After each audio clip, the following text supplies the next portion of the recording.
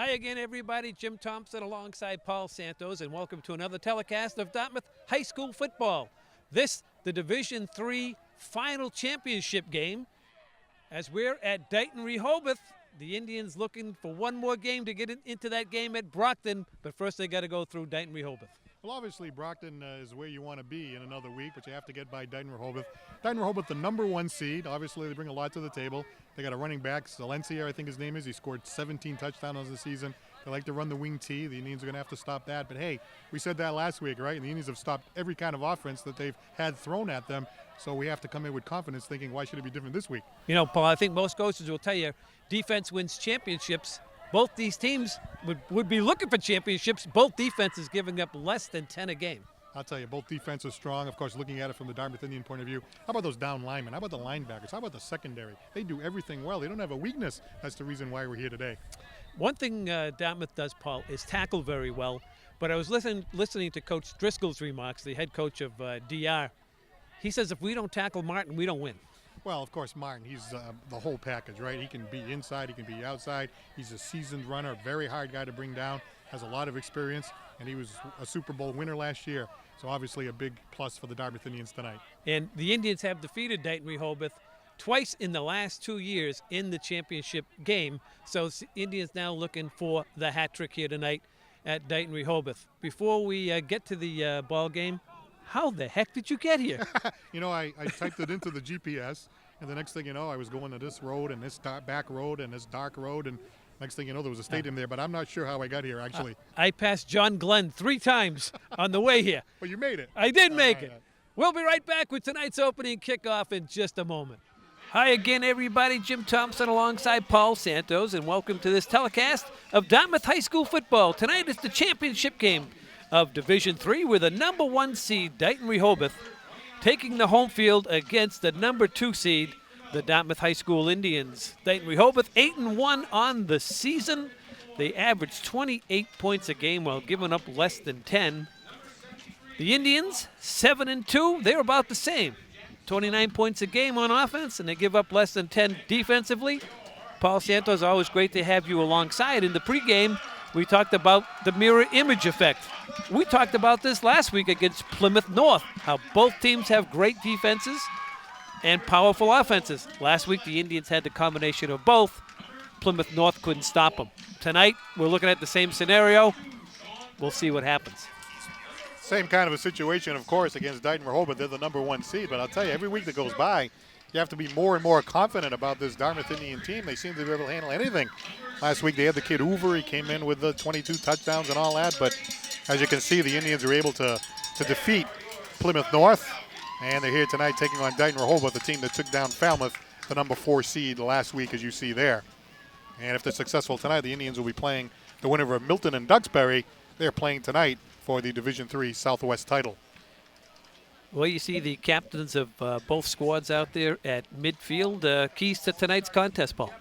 Well, the Indians are facing the wing T tonight. That's one of the formations that this team likes to throw. They do a little bit of spread, too. Rick White was talking about that. Going to be a little concerned about some of the crisscrossing patterns they do, a lot of deviation behind the line. You got to kind of watch the offensive line a little bit, try not to be fooled. I'm sure the Indians are prepared for that. Limit the turnovers and the penalty sounds obvious, but the Indians have forced the other team into turnovers. Indians very stingy, very unlikely to turn the ball over. Last week, Jim, remember there was one drive. The Indians had 2 penalties in a row, gave the opposition a first down. Didn't hurt them, but could have. You got to minimize the penalties in this kind of a game. And, of course, the Indians execute that diversified offense. They've done it all year long. They have the inside game, the outside game. The quarterback can run. A couple of touchdown passes 2 weeks ago by the quarterback, another one last week. They've got the kicking game. I mean, they do a lot on offense, and if they execute the diversified offense, they should be successful tonight. Well, they're going to face perhaps the best wing T quarterback that Coach Rick White has seen in quite some time. That's Cam Reed. He's thrown for 6 touchdown passes as well. But when you have a wing T quarterback that can really read the defense, it causes havoc. And he just likes to hand it off to running back number 10, Jake Solera. Solera is a touchdown maker similar to Chris Martin. Jake Solera, 17 touchdowns on the season, coming up from his halfback position. He's a senior at 5'9", 180 pounds. Again, kind of small but very quick. And, of course, he works very well with Cam Reed in terms of executing the option and that sort of thing, and the Indians' defense is going to have to be ready for that. But I got to tell you, this Indian defense, they've stopped every different kind of offense that's been thrown at them all season long. So you'd think that head coach Rick White and Coach Madden and the crew there, they've got a preparation here against this team today, and you'd have to think that confidence-wise, the Indians would be able to handle this offense, but we'll see. Take a look here at the Dighton Rehoboth offense, and obviously they're a team that's put some points on the board. They've averaging 28.5 points per game, and you see Reed, Jim alluded to him, and you see the offensive line. Offensive line, of course, very, very important to executing the wing tee. Coach White, in talking to him before the game, talked about the defensive backs and the linebackers. They got to kind of watch the offensive line, watch how they pull in determining what's going on in the backfield. There's the defense. Dighton Rehoboth giving up less than 10 points a game, just like Dartmouth's defense.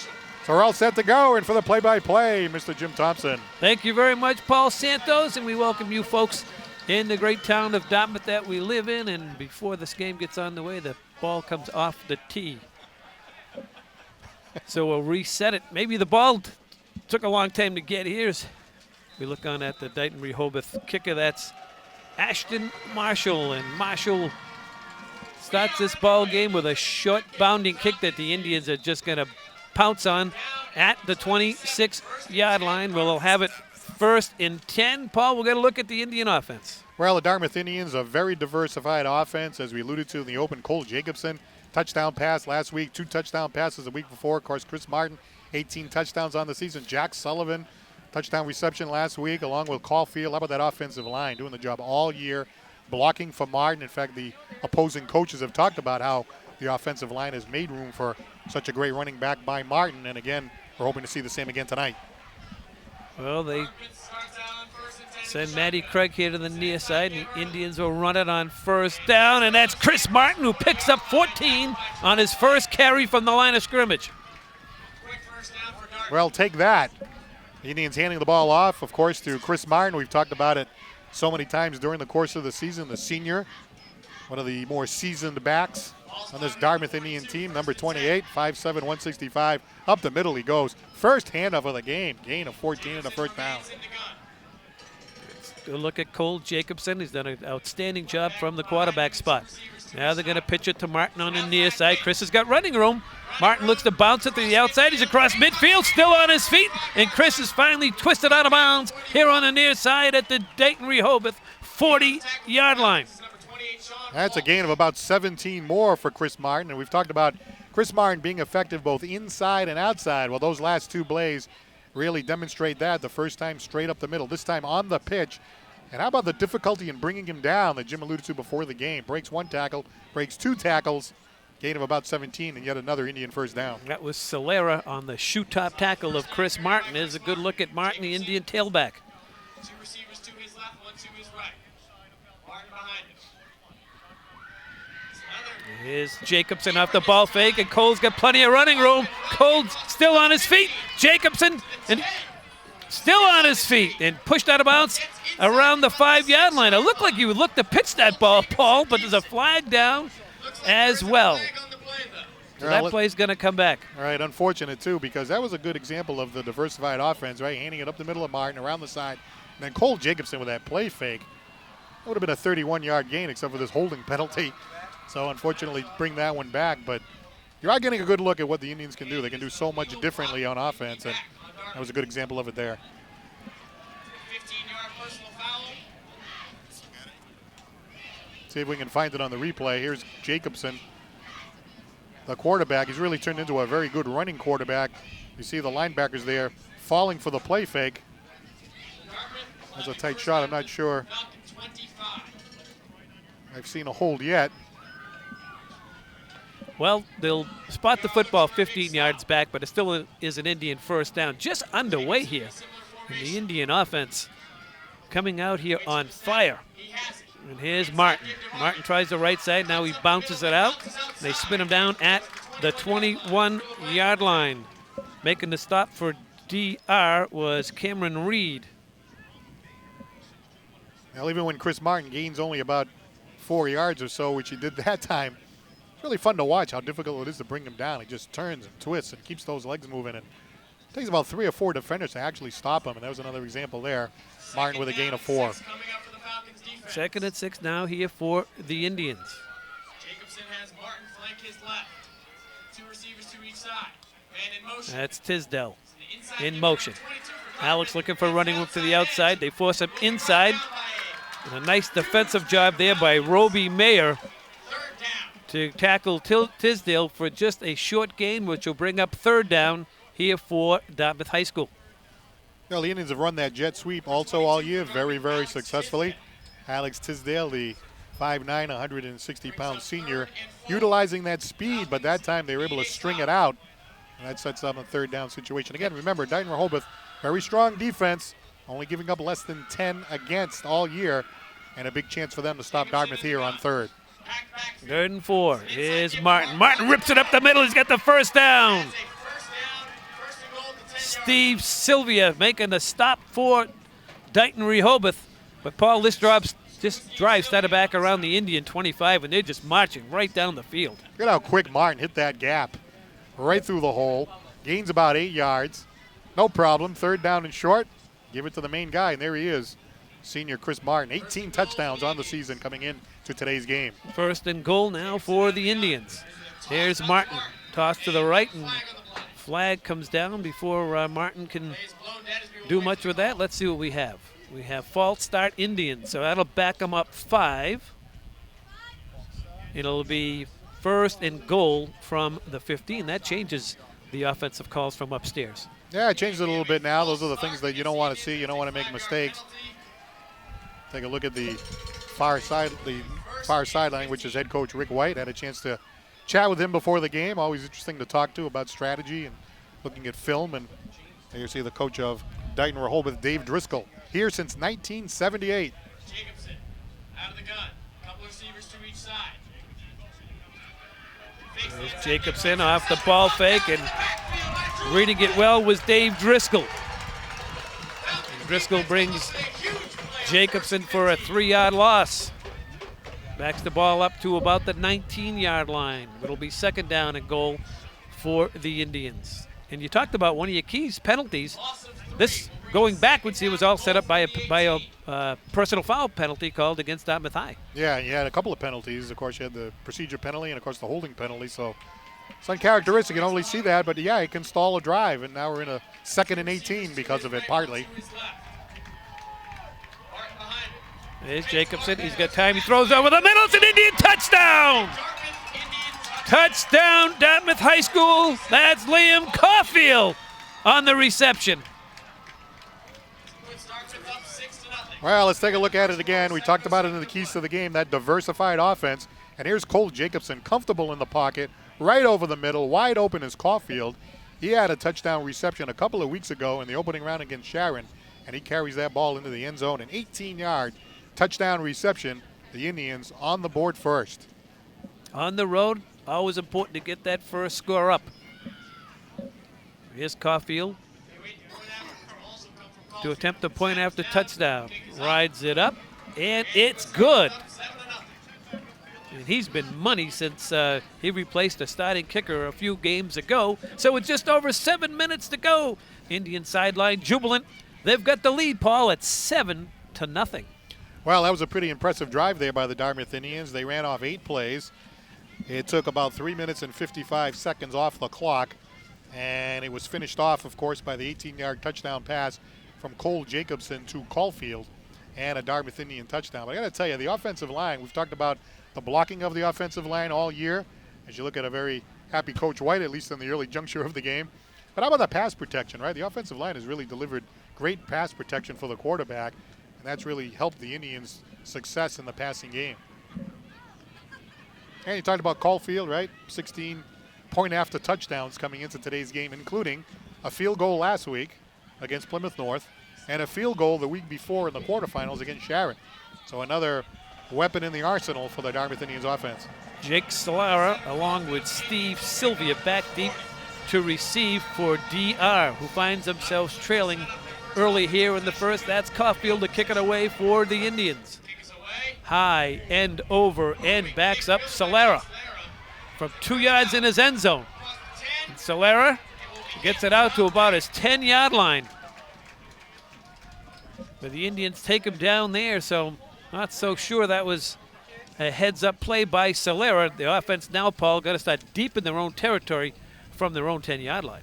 Well, Jake Solera, a very talented player. He's the halfback who has 17 touchdowns on the season, a 5'9", 180-pound senior. Maybe he was thinking, okay, we're behind by 7. Maybe I want to give this offense a little jolt. Maybe I want to carry it out. Maybe I want to get good field position. But, hey, the Indian special teams, another thing that's gone very well for the Indians, and they tackle him at the 10. Cam Reed is the quarterback. Top here to his left. We'll start out under center. Goss behind him. Inside, give to Goss. Goss up the And middle. this is Goss, and Goss gets Short gain. taken down right at the line of scrimmage. Nate DeMello, Second down. along with Sean Smilak, they'll give the runner a gain of 2. Second and long now for the Falcons of DR. This Indian defense, less than 10 points a game all season long. And what a game Jack Sullivan had last week against Plymouth North. He wears uniform number 87. Here this time to his right. Man in motion to Solera. Inside, give Here's Solera looking for running room, and he's not going to get any room at all. Nate DeMello there once again for the Indians. He's helped there by Colin McCabe. So they'll give him a gain of 2. Paul, looks like about second down and a long 6, a third down and a long 6. Well, the Indians defense coming out strong in the first couple plays from the scrimmage. How about Nate DeMello 2 times in a row? The senior outside linebacker, 6'1", 185, just cutting right through and taking down Solera, their top back. And right off the bat, this Dighton Rehoboth offense looking at a third down and 6. Reed brings him up. Third down for the Falcons offense. Third down and 6. Down 7-0. Reed under center. Walsh in motion. Here's Reed. Look out from behind. Reed throws out in the flat, and well covered Tisdale covering the wide receiver, Jake Solera. So the Indian defense is going to force DR 3 and out, and they should get some pretty good field position here off this punt, Paul. Like there was a flag on the play, Yeah. a late flag. That was Tisdale on the coverage. I really didn't see anything that I picked up. They're calling, is that pass interference? Yeah, they're calling it against the Indians. We have a Pass interference call against Dartmouth. You know, I was watching Tisdale cover Solera, and I really didn't see a lot of contact. Well, it was a one receiver pattern, and that was intended for Solera, and that was Tisdale on the coverage. So that'll give DR a first down. The Indians have committed 3 penalties here in the first 5 minutes. That's Charles Ashley, the referee, making the indication for us. Solera in motion from the right. This is Solera here to the near side. The Indians have him boxed in and take him down. And gang tackle is Solera. DeMello over there. Might have been a gain of 1. Second down. Smilak as well. Boy, the Indians really get to the football, don't they, Paul? Yeah, this defensive down lineman, Nate DeMello, outside linebacker in his case. You know, you got Sean Smilak, inside linebacker, Foley, of course, Colin McCabe, defensive end. Colin McCabe, a couple of sacks last week. Very, very stingy Dartmouth defense. They've done it all year. Here's Coach Martin across the way. He's in charge of the defense for many years here at the high school. What a job he's done. Takes the inside give to Sylvia. Reed takes And off. here's Reed, the quarterback, off the ball fake, and Reed takes it out to the 38-yard line. Tackle there by Matty Craig, but he's going to be short of the first down. They got to get it just to the 40-yard line. So it'll be third down and 2 now for DR. That's Dave Driscoll. He's been around longer than most of us. He's been here a long time. Hall of Fame coach is Coach Driscoll. Got Coach Dave Mora, one of the top players ever to play at Dartmouth High School. Now is a teacher here at DR. Also coached over at UMass Dartmouth for some time. So third and short now for Cam Reed. Triple back set. Reed. Inside give to Solera. Here's Solera. Solera's got the first down. He's got a 4-yard gain. Foley, 4-yard line goes Jake Solera. along with Sullivan, make the tackle for the Indians. So DR possessing the football. That's what they like to do. But they should have been 3 and out. Penalty against the Indians kept this drive alive. Absolutely, that pass interference penalty, of course, gave them the first down. This is the first time we've actually seen them move the ball, a gain of 6 and a gain of 4. The quarterback and, of course, the talented running back together those last 2 plays. Really the first time we've seen them do anything. Yeah, they get up to the line of scrimmage, and let's see what we have. Been a lot of whistles and penalties thus far in this one. This is going to go against DR, and that's going to be a man in motion. That'll back them up 5 instead of 1st and 10. Now it's 1st and 15 for DR. 3 minutes and 40 seconds to go. It's a pretty good crowd here over in Dighton, Rehoboth, and I'm telling you, Paul, there'd be another 1,500 people here if they could find the place. It isn't an easy place to find, that's for sure. I tell you, I thought I was in the... I don't know where I thought I was. I was completely lost coming over here, I think, as most people from Dartmouth would be. There's no easy way. Getting to Plymouth is easier than getting here. Triple back set once more. 1st and long. Send Solera in motion. There's a backside reverse to Sylvia. There's a reverse to Sylvia, the running back, and he picks a couple. That's that cross action in the backfield. They fake one way, and the wing back comes from the opposite way. It's one of the things that the coach was talking about before the game with the wing tee. You got to be paying extra careful attention to what's going on in the backfield. A lot of crisscrossing patterns, a lot of counter action. Got to kind of watch which way the tackles are moving. At that time, number 40, Sylvia, coming back the other way, fooling the Dartmouth defense a little bit and getting another first down. 2nd down and 9.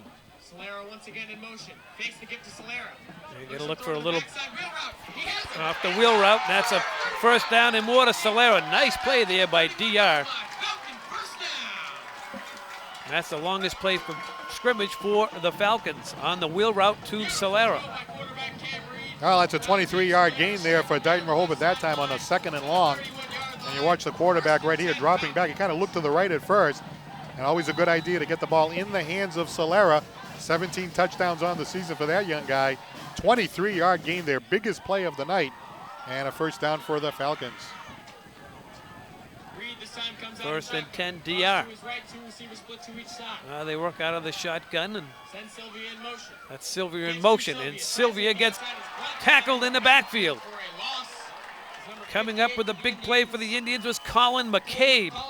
And that's a loss of 6 on the play. Great job here by Colin McCabe. Watch the penetration. Gets in there very quickly. He's a junior outside linebacker, 6 feet 205. 2 sacks last week. Forced a fumble. Recovered a fumble last week in that semifinal game against Plymouth North. And he let Dighton Rehoboth know where he was that time as he went in there and made a great tackle for a loss of 6. Ricky White cheering on his defense here. This drive started at the Dighton Rehoboth 10-yard line, helped out by a couple of Indian penalties. They're down to the Indian 35. Here's Reed. 3-step drop. Now he's going to take off with it. Going to lose a couple. It's McCabe again for the Indians. Now they're looking at 3rd down and 18 to go. There's Cam Reed dropping back into the pocket that time. He looked like he was in trouble right away. Really didn't have time to assess the defense and tried to sneak it up the middle as kind of a desperation move, but he's tackled right away, and 3rd down and 18 now Dighton Rehoboth is facing. Defensive end, Colin McCabe. 3rd and a long cab ride, Ricky White. 3rd down and 18. Talking to the troops across the far side. Reed under center. Triple back set, Lapierre to his left. Indians looking to blitz the A-gap. That's Sylvia in motion. Fake to him. Reed, he's got time. Here comes the rush. Reed's going to tuck it and run. And he's going to be hit around the 37-yard line and taken down. We'll bring up 4th down. That's Nick Marks making the tackle for the Indians. Take a look. It looked like the quarterback had time to maneuver here. He kind of dropped back. He looked like he had some good protection. Couldn't find a receiver. It looks like the Dartmouth Indians secondary doing a good job. The secondary doing a good job covering the passing. And then he kind of runs for his life. But by then, there's no way he was going to gain enough. He gained maybe a couple of yards. 4th and long. And Dighton Rehoboth in a punting situation. Marks helped out. Jack Sullivan actually gets credited with the tackle.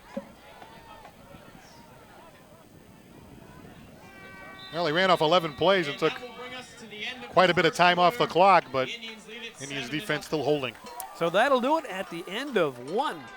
Here from Dighton, Rehoboth, it's Dartmouth High School 7, DR nothing. DR the number 1 seed. The Indians on the road as the number 2 seed.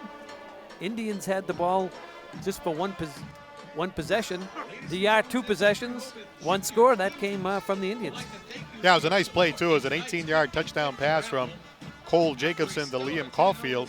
The Indians have been moving the ball pretty well before that, too, but I'll tell you, it was great to see the Indian diversified offense. They're running Martin to the inside, running Martin to the outside, the jet sweep with Tisdale. And then when the Indians got into a 3rd and long situation, they just dropped the quarterback, Cole Jacobson, back into the pocket. Great pass protection by the offensive line, and the pass over the middle and the touchdown to Caulfield. There's the Dighton Rehoboth marching band to our left, providing some spirit here for Dighton Rehoboth. But so far, Indians up 7-0. And one thing I noticed, Jim, they talked about the point of attack. Coach Lynch always used to say, you win the game at the point of attack. I mean, I think the Indians are winning at the line of scrimmage, at least so far. Well, they're in punt formation.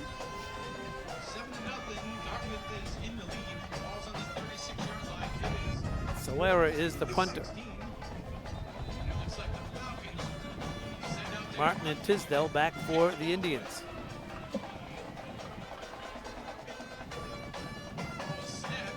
Kick it away, high kick, fair catch called for, and it sails into the end zone.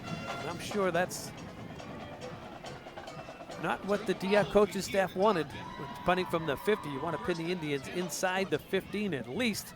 So they'll march the football out to the 20, where the Indians will have their 2nd series of the game. The first series, they took it all the way downfield, threw the touchdown pass to Caulfield. Here's a look at the Indian cheering section across the way, but a lot of Dartmouth fans are on this home side because the stands are a little better. It's a little closer to the parking lot. Yeah, exactly. And it's a lot bigger. The stands are bigger on this side, and the other side is very small little stand set up over there. So, yeah, a lot of the Dartmouth fans are mixed in on this side. So Jacobson will work out of the shotgun. That's Martin behind him. And here's Martin. He breaks through the first wave, and Chris is just chugging along out to the 30-yard line. He's got himself a first down. Sean Pereira made the stop for DR, but not before Martin picks up an Indian first down.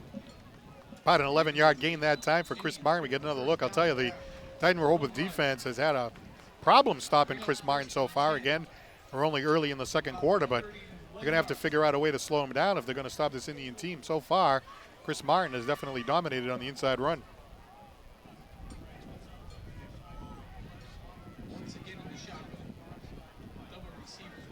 Jacobson, Martin.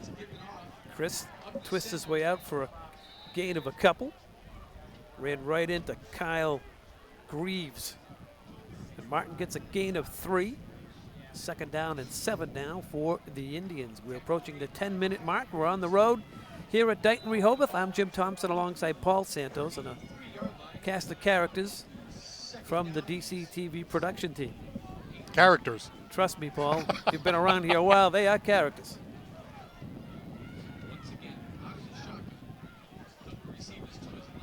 Here's the ball fake, and this is Jacobson. Jacobson to the right side. Jacobson's got himself a first down. Let's see if he stepped out of bounds first. I don't think so. I think he picked up the first. Gain of 7 and another Indian first down. Watching that official to the far side. Wasn't quite sure that Cole may have stepped out just short of the sticks, but he didn't. Back to the huddle is the Indian quarterback. 1st and 10. That was a nice job that time by the Dartmouth Indian offense. The last time that Martin had the ball, so we have a timeout here by Dighton Rehoboth. Like the linebackers are moving up a little bit on Martin, and then all of a sudden the quarterback takes off, and a nice gain and a first down. Well, the Indians are very strong up front. Smilak, Ashton, McCabe, Marks, DeMello. Very, very tough. Jack Sullivan. Then you have the blocking back, Liam Caulfield. And Caulfield makes a lot of things happen. Number 27 from his running back spot. He very seldom carries the football. We saw him score a touchdown here tonight, but he's one heck of a blocking back in this Indian offense. And he had a touchdown reception last week, I believe it was, or the week before, on a nice pass from quarterback Cole Jacobson. And Of course, he's able to kick the point after touchdowns at ease. He actually last week had a field goal in the game against Plymouth North and a field goal the week before against Sharon. So a multi-talented person, and Liam Colfie can do a lot of things. You talk about that offensive line too. How about the pass protection? When the quarterback drops back to throw, I mean, that offensive line just does the job and makes Jacobson comfortable back there, just like we saw in that touchdown pass to Caulfield. Yeah, when you have Martin getting big chunks of yards, the play action works very well. Absolutely. I mean, when you fake handoff to Martin, that means something. Indians in the diamond look now, 1st and 10. Here's Martin. Martin bounces it to the outside. Martin's out. Still on his feet is Martin. And he's got himself another 1st down as Dighton Rehoboth is having a heck of a time trying to catch him and get him to the ground. Look, there's 7 DR defensive players. They're taking down Martin, but not before he picks up another 1st down. And the Indians are racking up the 1st downs here in the first half. They've only had 4 plays in this drive, and 3 of them have been for 1st downs. So look at this. It looks like they're going to have him, but then he bounces to the outside, gets hit, still won't go down. Unfortunately, we do have a penalty holding against Dartmouth, so that's going to bring that one back. I think that's the 4th Indian penalty. So again, keys to the game, talking to the coach. Hey, the Indians are doing well so far, 7-0 lead. Things are going their way, but you got to eliminate the penalties. Absolutely. And sometimes in plays like that where a runner is so elusive like Martin, sometimes you hold by accident. You just get in the wrong position, and it looks like hold. Looks like you're just trying to hold on to a guy. And the referee got someone there for the Indians on the holding call.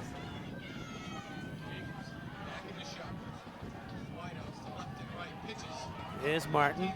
Chris not going to get very far this time. He tried running here to the near side. He ran right into Dave Driscoll. So a very little gain that time by Martin. Of course, it was a 1st and 20, which changes the whole dynamic of what you're going to do. Now you're 2nd and 20. So we'll have to see what the Indians do. You might end up in a passing situation.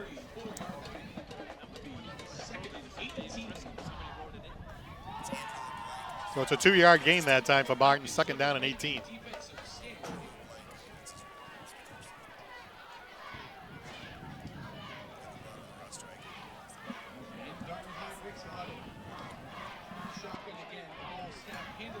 Here's Martin.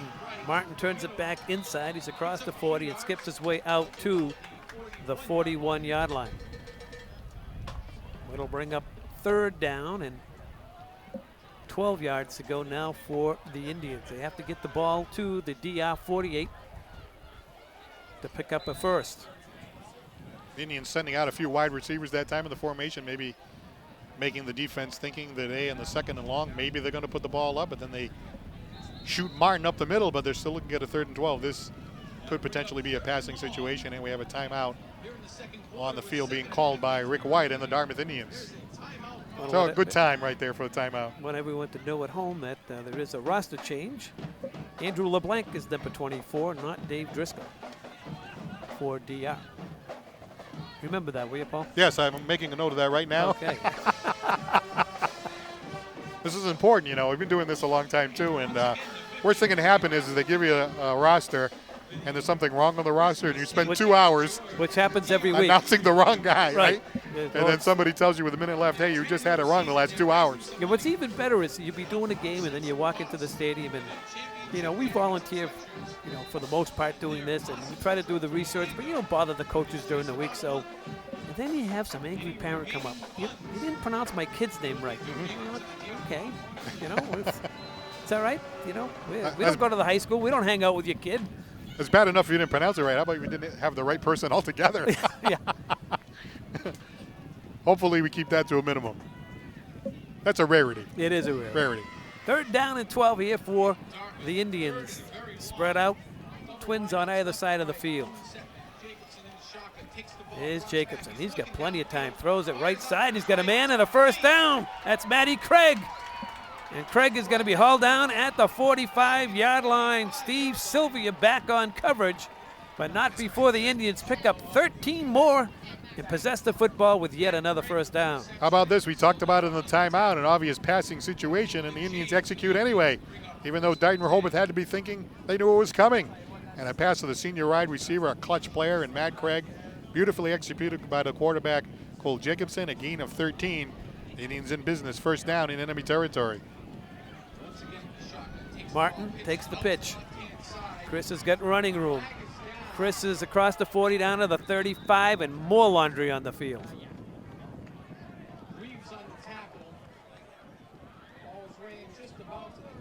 And sometimes, Paul, if you've been doing games a long time, and I coach for a little bit, once the officials start throwing flags, you've got flags the rest of the game. It just doesn't stop.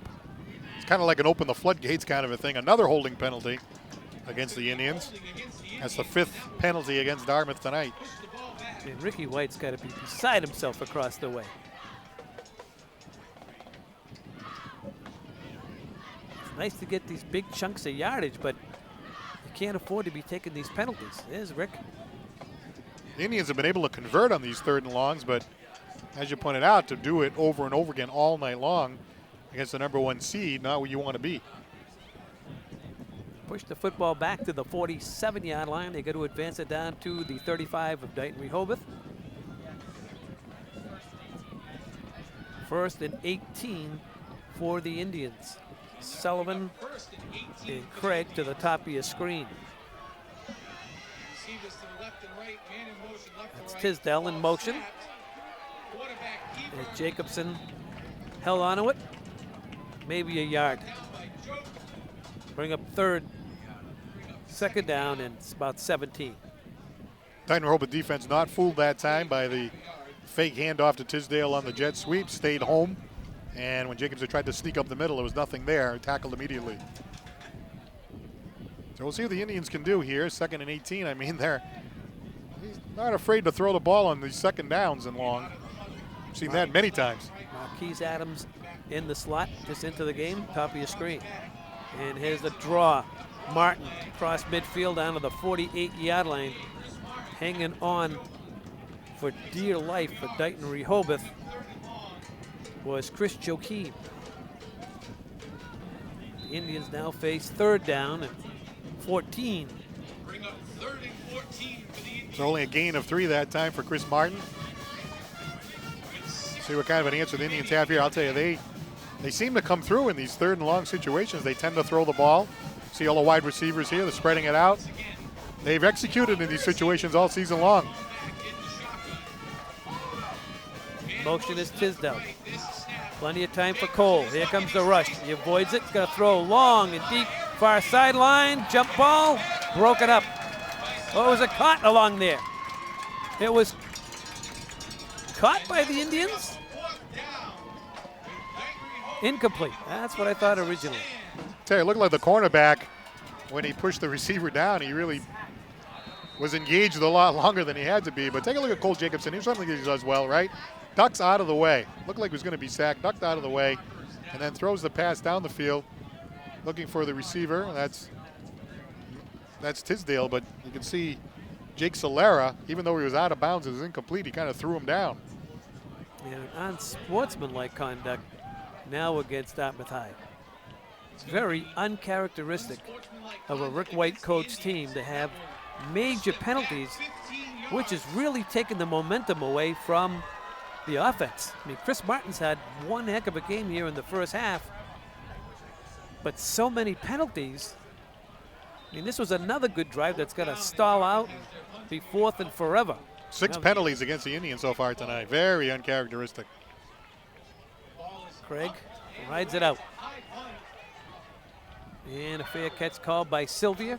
Back at the 29-yard line where Dighton Rehoboth will have it 1st and 10. So, Paul, the Indian offense really doing well tonight. They're rushing the football well, but they're shooting themselves in the foot. Exactly what you don't want to see. I know the coach talked about that before the game and assessing what you need to do in games like this. This is a championship game for the Southeast Division. The winner of this game goes into the state tournament, into the state semifinal. You can't afford to make those kind of mistakes. It's turnovers and penalties. And right there, a drive that could have given the Indians a 2-touchdown lead sputters. Dighton Rehoboth has the ball. They'll be driving down the field, hoping to tie this game up. They have to feel very fortunate. They only trail by 7. The defense is being helped out by the Indians committing personal fouls and holding calls. And they're going to run it to Solera. And Solera looking for running room along the left side. He's out for a good gain. Jack Sullivan there to make the stop for the Indians. Gain of 6 by Solera. Bring up second down and short now for DR. It's over and done with now, but it seemed like when Tisdale was down there trying to catch that ball, they took him and threw him down out of bounds. There was no flag that time. Of course, we're doing this from the Dartmouth point of view, but Solera this time running the ball in that last play. They really need to get him going, and you know, maybe as the game goes along, things will start loosening up for Dighton Rehoboth. At least that's their hope.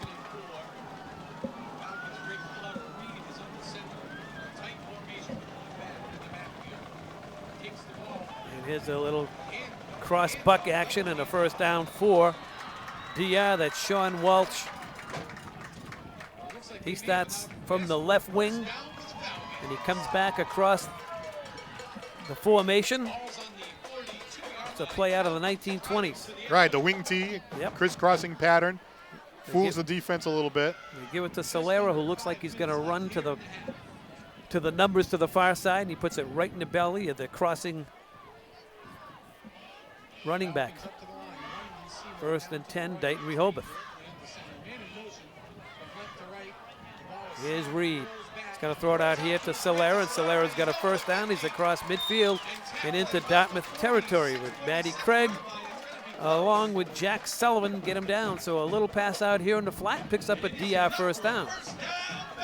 Now we got to see Cam Reed that time, the quarterback. He's got 6 touchdown passes on the season. He's a senior at 6 feet, 200 pounds, very comfortable. Kind of spins out, pretends he's going to hand off in the wing tee, but gets the ball in the hands of Jake Solera. Breaks a tackle as Matt Craig almost had him down, but he manages to spin forward and get a first down. This game just has an eerie feeling about it. It's one team is completely dominating the other, but the score is only 7-0. And you know, DR, their last possession, they ran the football very well, mixed in with a couple of short passes. The Indians finally did hold, and here they come again, just marching down the field where the Indians had to call a timeout. I'm sure Coach Martin wants to settle his troops here. Right, you talk about eerie feeling. I agree with you. I'm getting the same eerie feeling, and it's not a good one. Obviously, you know, when you look at play-to-play at the offensive line, the Indians have run the ball much better. The offensive line has done it much better. I mean, they've run the ball successfully. They had more significant gains than Dighton Rehoboth has had throughout the game. But then you look at the clock, 7-0. They've got the ball in enemy territory. They're knocking on the door, potentially ready to tie the game up. And even though you've accomplished all this, moving the ball, the scoreboard doesn't really reflect it. And you know, that last drive, you pointed it out, it was the penalties that unfortunately killed that last drive for Dartmouth. 1st and 10 for DR as Reed now will work out of the shotgun. And this is Reed off the ball fake, and Indians Cooper Smith stayed at home and made the stop after a 2-yard gain. Never seen Cam Reed run the ball too often. I know he scrambled on one of those broken plays earlier, but he's certainly capable of running the ball as well. We saw quarterback Jacobson run for a big game before. Very important to have the quarterback run the ball as well in the wing tee, and he gained 3 that time.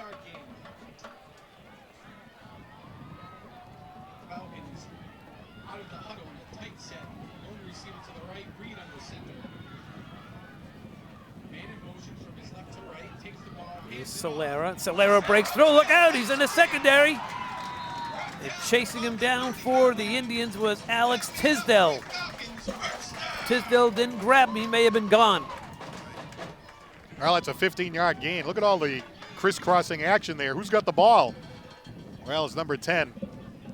And that's Solera. And, of course, Solera moving into enemy territory. 15-yard gain. One of the better runs of the night for the talented Dighton Rehoboth running back. And Dighton Rehoboth starting to move the ball more now with 3.5 to go in the second quarter. 1st and 10. Here's Reed to Solera. Solera across the left side, a gain of a couple. Cooper Smith there for Dartmouth High School. Brendan Foley there assisting as well. 3-yard gain for the Dighton Rehoboth runner. Just over 3 now to play in the opening half. The Indians have a 7-0 lead, but you have the feeling that it should be more. They've had several major infractions called against them. At least 4 holding calls and a personal foul that I can recall.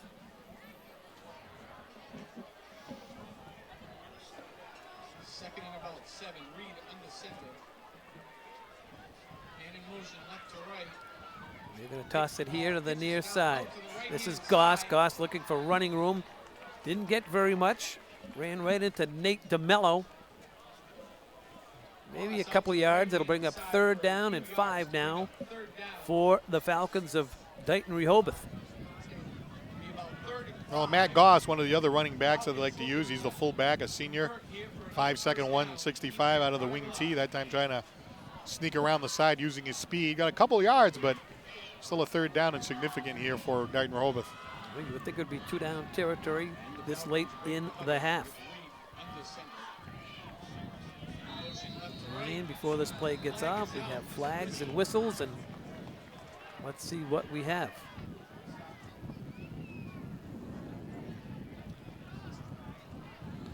Nothing worse than playing a championship game and the referees are going to decide they want to be part of it. I've always been a big fan of swallow the whistle unless it's really something major.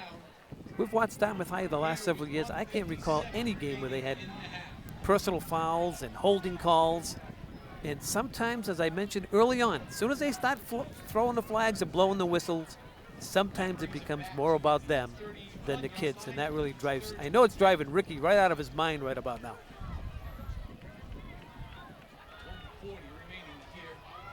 3rd down and 10. As Reed will work out of the gun. And now, before the play gets off, we have a timeout called by Coach Driscoll along the near sideline. 1:31 to go in the first half. Dartmouth High School 7, the #1 seed DR nothing. What do you think, partner? I don't know. When the game first started, it sounded like the Indians were doing the usual thing. They come out, they get the ball, they march right down the field. They get a touchdown from Chris Martin, touchdown number 17 on the season for him. Everything's feeling well. They then hold DR. They get the ball back. They're moving the ball. They're having gains of 6 and gains of 8, and they're passing the ball, and quarterbacks running the ball. Then all of a sudden, one penalty after another. The drive sputters. Dighton Rehoboth gets the ball back. Totally different on this drive. Moving the ball methodically down the field, taking time off the clock. And you see Coach Dave Driscoll, he's looking at 1:31 to go in the half. 4-down territory, even though it's 3rd and 10. He wants to do something here before the half, try to tie this game up. Here's Reed. Here's the rush. And Reed's going to be taken down. Colin McCabe making the play for the Indians. No gain on the play. It'll be 4th and 10 now for DR. Colin McCabe, a junior, 6 feet 205. You see Reed back in there, but here's McCabe. As soon as he took off, McCabe was there waiting for him. And quarterback Reed had no place to go. And a timeout called by Rick White and the Dartmouth Indians. Coach Martin will dial up a defense here. On 4th down and 10 with just over a minute to play. Next week, the winner of this game on the road up to Brockton, where they'll face either Duxbury or Milton. Yeah, they're playing tonight at Milton. Milton, the #1 seed, and Duxbury, the #3 seed. And we don't know exactly the location. Last year, the game was played at Marciano Stadium in Brockton. A real thriller. The Indians came back in the 4th quarter, got a touchdown, an onside kick. Totally outplayed. Another touchdown, totally outplayed, and found themselves in the win column. That can happen. Anything can happen. One of the greatest comebacks in Dartmouth High School history, bar none. So 4th and 10 now for the Falcons. Reed will work under center.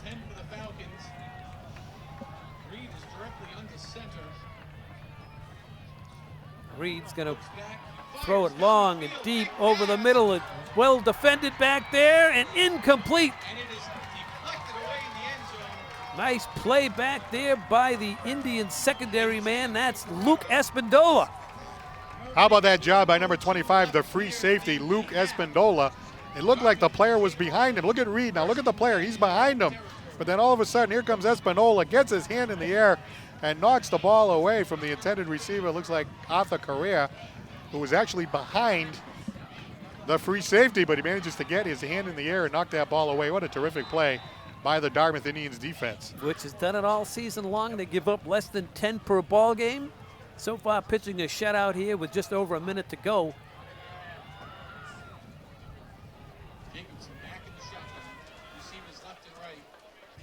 There's a pitch to Martin. Chris looking for running room. Gets through the first wave and picks up 12 and a first down. But this is how every drive is started. The Indians getting large chunks of yardage, but all of a sudden flags get thrown and they start to go backwards instead of forwards. However, they have a first down and 10 now from just across the 40-yard line. Ball fake. Jacobson looking long, deep. He's got Sullivan, and Sullivan's got it down there at the DR 40-yard line.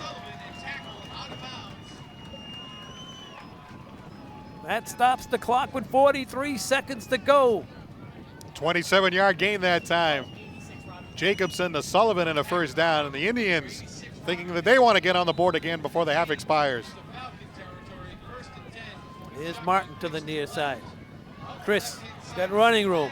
Cuts it back to the inside, runs right into a defender, takes him down inside the 20, and wouldn't you know, another flag back here at the 30-yard line.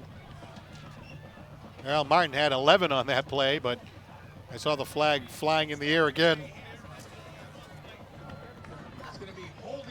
Absolutely ridiculous. I think that's the third or fourth holding penalty against the Indians. Where is it, folks?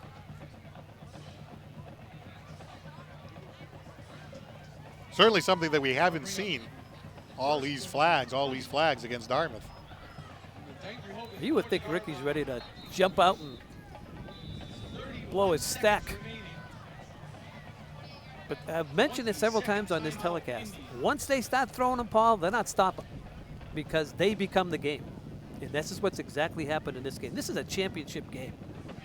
Who needs these guys? These guys should let them play unless it's really obvious. And it's hurting Dartmouth. Dartmouth's moving the ball. You know, a 27-yard gain a moment ago, another gain of 11. All of a sudden, you're looking at a 1st and 20. That's huge. You know, as a good friend of mine that used to coach, he had a great line. I coach him all week. I put in 30 hours, and it takes you 1 minute to unravel the whole thing.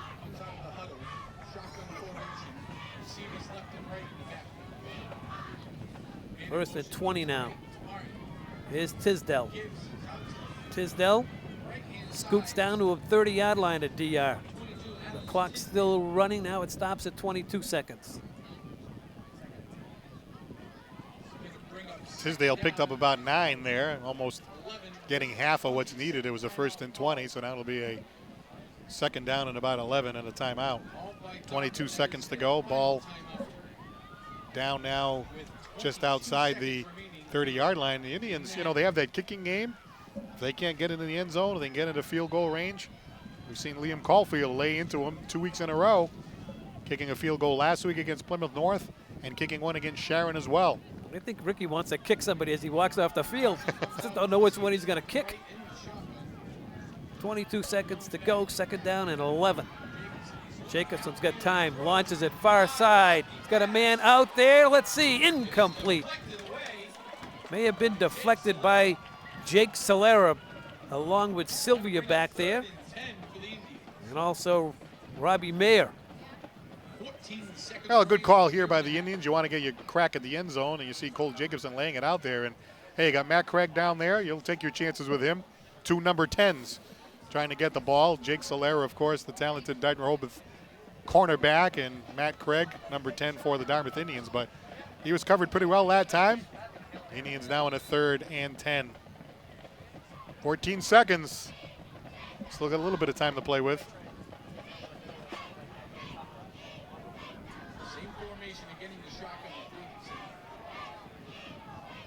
14 on the clock. Jacobson's got to give it over here to Martin.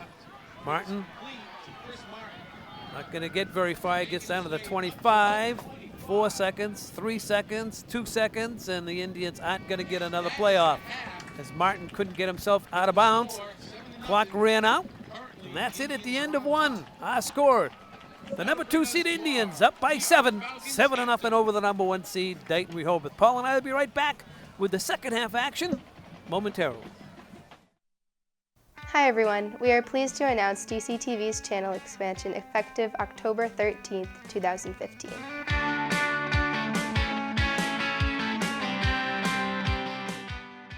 All educational access programming can now be found on DCTV Channel 9. This includes Dartmouth High and UMass Sports, Dartmouth Public Schools Music, school committee meetings, UMass Dartmouth programming, and Dartmouth Public Schools programming. All government access programming can be found on DCTV Channel 18. This includes government meetings such as Select Board, Planning Board, Zoning Board, and Finance Committee meetings, Town of Dartmouth events, Dartmouth Town meetings, Dartmouth Wanderers programming, and Dartmouth talk shows. All public access programming can be found on DCTV Channel 95. This is all original programming by Dartmouth residents.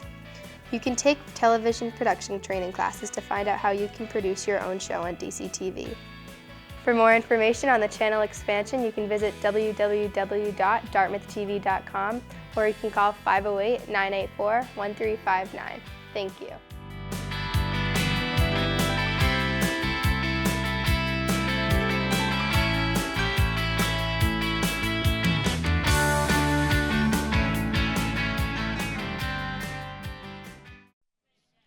Welcome back, everybody. There's your score. Indians 7, the Falcons of DR nothing. We said midway through the first half that this game just has an eerie feel to it. The Indians have been pushing Dighton Rehoboth up and down the field. They've had a strong defensive showing here, shutting out DR in the first half. But Paul, the penalties. It's just, I have never seen an Indian team perform like this, and it's got to be driving Ricky out of his mind. Yeah, there are actually 7 penalties called against the Dartmouth Indians in that first half for 77 yards compared to Dighton Rehoboth. They had 2 penalties for 10 yards. And, you know, the Indians actually outperformed them on offense throughout the entire first half. In total offense, the Indians had 200 yards compared to Dighton Rehoboth's 88. So they outperformed them offensively 2-1 in terms of yards gained, yet it's only a 7-0 score up there on the scoreboard. That's the thing that makes things a little eerie because, you know, Dighton Rehoboth is a solid team, #1 seed. They're hanging around. They're going to get the ball first here in the second half. Obviously, we have a ball game here tonight. And the penalties have been called by one official on the near side. He's called at least 3 holding penalties. And that just drives you crazy because these guys are being graded to get to the next level, to the championship game, perhaps at Brockton or wherever they decide next week, in the Super Bowl. Everybody else on the field, I haven't seen a flag other than a motion call, but even that's by the same guy.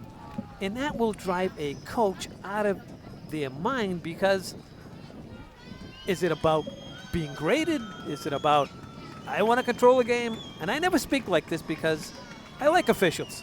I don't know what this guy's name is, but he's really, you know, it's the same guy throwing the flag. And I've done a lot of Dartmouth games. You've been on board this year. 77 yards and penalties. They don't get 4 holding calls in a game, never mind. I think they had 3 in the first quarter. Right, I don't think they've had that many penalties the whole time that I've joined you here in the booth. So they actually doubled that tonight. You saw the graphic there, what's at stake? What's at stake, of course, is a trip to the state tournament and the state semifinal game. Again, yes, you only want to make the call when it's blatant. And, you know, that pass interference, I don't know what that it looked like there was a space of 2 or 3 yards between, you know, the defender and the cornerback. So I don't know what happened there. But anyway, hey, that's water under the bridge. The main thing right here, of course, is Dartmouth's defense, which has been solid all year, stingy even tonight. They have to come out with a big stand here as Dighton Rehoboth gets the ball first. Yeah, you got to just keep playing no matter. You got to tell the kids, you know, you just have to keep playing and keep the other stuff under your lid if you're coaching. You just can't lose your cool. And Ricky's done a nice job keeping his cool. He's been around football a long time. And, you know, you get big running plays. Chris Martin's had several great runs, and all of a sudden there's a flag being dropped. And hey, it happens, I guess. So let's move on here to the third quarter. We have 11 minutes ahead of us here in the third. Indian special teams unit out there. Back deep, Jake Solara, along with Steve Sylvia, as Caulfield gets set to kick it away for the Indians. Beautiful night here for football. Solara and Sylvia back to receive for the Falcons. Here's Caulfield. On the 40-yard line, another booming kick. Fielded by Solara. And this is Solara. Right next to the goal line. Solara from inside his 5, and Solara gets it out across the 25, and out to the 30-yard line, First and 10 Falcons. where the Falcons will have it first down and 10 to start the second half. They trail 7-0. The Indians have done a pretty good job against this vaunted offense, which averages 28 points per ball game. They're the number 1 seed at 8-1. They play out of the South Coast Conference. They trail the Indians, who play out of the Old Colony League, the number 2 seed. Cross flanks his left, 2 receiver splits to And each this is side. Reed now. He's going to work out of the gun. Reed Reed on the quarterback draw, and keeps himself. Reed's Stays got a on gain his of feet. 2 or 3. He runs into Nate DeMello, along with Tisdale, Second down and and of 7. course Sean Smilak, always in the middle of the action from his linebacker spot. That's he, number 53. Yeah, Actually gave him a gain of 4. They got a good mark there. It'll be second down and 6. yeah, I was going to say, I didn't think he gained that much. Kind of grinded it out for a good 4.5. Yep. Indians really, holding them to only 88 yards in the first half. On the 34-yard line. Good job. Reed same formation. So it looks like they're going to come out and spread the Indians. They run 2 different offenses, so it looks like the wing T has been junked here to start the second half. They throw it on, the Indians pick it off. It's Caulfield. Excuse me, that's Running, trying to get a touchdown. Sullivan. We have And Sullivan runs it in for a touchdown. My, oh my. 13-0 Dartmouth. Jack Sullivan, who had a heck of a game last week. And Paul, this was a wonderful play. Well, you see the celebration on that Dartmouth Indian sideline. What a big play for that Dartmouth Indian defense. Dighton Rehoboth opening the second half with the possession. It's a 34-yard interception return for the Indians, and we'll look at it in just a moment. But how about that? How does that turn things around? Concerned about Dighton Rehoboth coming down the field and scoring, but instead it's the Indians defense putting one on the board. I believe that's the 7th time this season that the Indian defense has scored for Dartmouth. Jack Sullivan had a whale of a game last week, and he keeps it up here this week. They turn him over. That's a big, big play for the Indians. We'll look on at the replay. Well, let's take a look at that replay again. This is a very exciting play, of course, as the quarterback dropping back, making a pass play, trying to move the football, as Dave Driscoll, the head coach of Dighton Rehoboth, coming out here in the second half thinking, all right, I'm going to put the ball up a little bit, kind of throw a little bit of a wrinkle. But the Dartmouth Indian defense will have none of it. And we were concerned about it. We were thinking, all right, these guys are coming out here in the second half, and, hey, maybe something's going to happen. Maybe they're going to move down the field and try to tie the game up. But no, it's the Dartmouth Indian defense that comes up big with a big play. And we'll have that for you in a moment.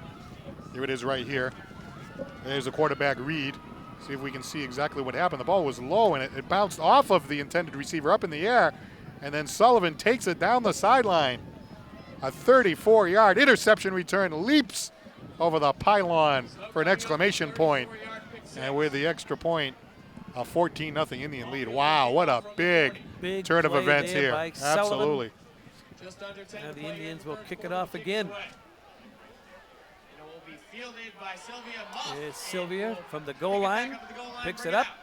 Running And with look that out, speed, he's got Sylvia running room Muff. across the foul side, and he gets it up across the 30 out to about the 31-yard line. A return of 31 yards. DR's offense back on the field with just under 10 to play here in the third. The Indians with an interception return by Sullivan have them up 14-0. Some in the press box thought it was a fumble recovery. Well, the thing that's interesting about it, when it happened, when we watched it, with the naked eye, the ball seemed so low. But the problem was it bounced off of the intended receiver, was on the ground, and then the ball never touched the ground, so it was an interception. Man in motion is Solera. And they go back to the wing tee. This is Solera, and Smilak says you'll have nothing of it. Loss of yards on the play. Jack Sullivan there as well. The Indians have been a big play kind of team all year long. Dighton Rehoboth starting the second half, figuring going to try to get something going here, maybe put together a long drive, take some time off the clock, limit Dartmouth's offensive possessions, try to tie the game, and just like that, bang, the ball's in the end zone. Jack Sullivan puts up a 7, puts up a 6. After the interception, now they Wow. Shotgun. come out in a running formation. Two backs behind Reed. He now rolls to the right, throws it out in the flat. The Indians have it well defended. Sylvia on the reception, Tisdale on the tackle. But it's a gain of about 3. It'll bring up 3rd down and 5 yards to go now for the Falcons. Now the Indians will be happy with that, even though it was a completed pass there. It was a short gain, just kind of a short pass from Cam Reed over to Sylvia. Sylvia tackled immediately. Play designed, of course, to get the ball into the hands of the receiver and then have him run from there. But Sylvia tackled immediately, and it's a 3rd down situation for Dighton Rehoboth. Comes up under center. Ball at the 32. Now 14-0 Solera. In motion. Reed, play near action, side. fakes the Going to throw. throw it out here. The Has near an side answer. completes it to Sylvia Who and is rammed down hard by Maddie Craig. But that's enough for a 1st down. Falcon first down. They've been successful on the little passes out in the flat. The Indians defending it well. They give up the 1st down. DR has it, 1st and 10 from just across their 35-yard line. I'm Jim Thompson. He's Paul Santos. This is the Southeast Championship game. The number 1 seed with the football. DR against the number 2 seed, the Dartmouth High School Indians.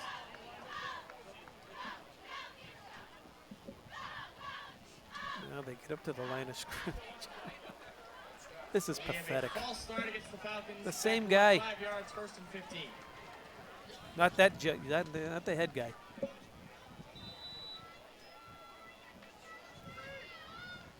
Maybe he has a runny nose. Well, at least that one helped the Indians. Yeah. 1st and 15. 1st and 15. Reed under center. Solera in motion. There's that cross buck again, and it's a pretty good gain out to the 39-yard line. 6 yards up to the 39, 40-yard line. That was Sean Waltz, the ball carrier. Waltz picked up a gain of about 10. See all that activity in the wing tee. Who's got the ball? That was not number 10 that time. It's Sean Waltz. Counters back the other way. Down and 7. Defensive line has to react. That time a pretty good gain of about 6 for Walsh. Reed remains under center. Very tight formation. Solera in motion. Solera in motion. Reed Here comes the stumbles, rush from the forced to get rid of it, backside. under pressure. He's in trouble, and down he goes. He's still on his feet, but he's going to go down now at the 30-yard line. Brendan Foley in there, along with that man, Jack Sullivan. Long 3rd down. Sullivan once again dominant for the Indians on defense. And it all starts with McCabe. You see McCabe coming at him, and then the other Indians coming in and finishing him off. Reed was thinking, okay, I'm going to roll out and do something, and Colin McCabe was on his back the whole time, and he was never able to come up with any room to maneuver, and then Sullivan and the rest of the game coming in to finish him off. So that puts the football way back there where it's got to be 3rd down at about 17 now.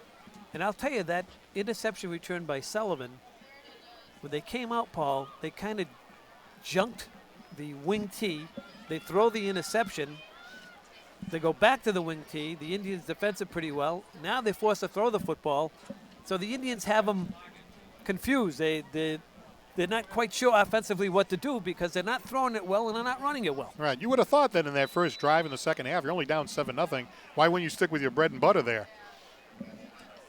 But it didn't happen. They threw it up. Sullivan with a interception. Coach Rick White looking at a 14-0 score. And Jim and I were talking at the half about coaches looking about, okay, how many times is the opposition going to get the ball in the rest of the game? Well, the 3rd quarter's half over. You got the 4th quarter. Reed out of the gun. Things looking up for the Indians. Of course, a long way to go, but things looking up right now for Dartmouth. Here's Reed. Launches it far and deep far side. He's got a man out there, and it's incomplete. Almost hauled in there by Arthur Career. He couldn't hold on to it. 26-yard line. He was open momentarily, Complete the process of the catch.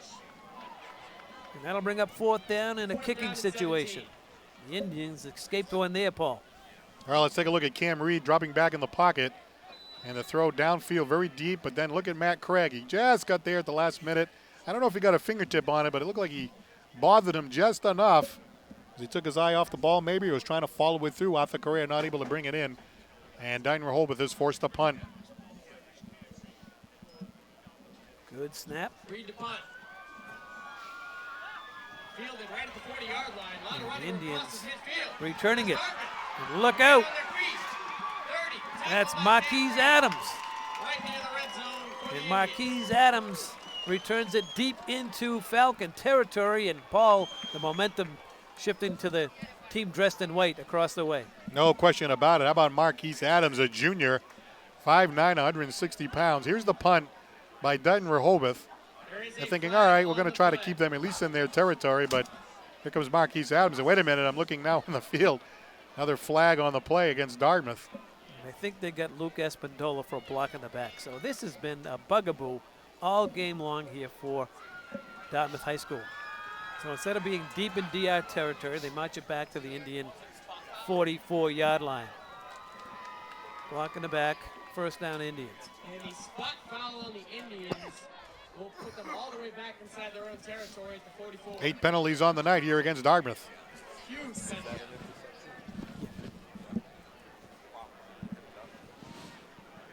First and 10, Cole Jacobson. Marquise Adams returning that, but the block in the back brings it back. The snap he has inside give.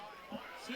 There's Martin, and Chris brings it out to the 48-yard line. He rips off a gain of 4, perhaps 5.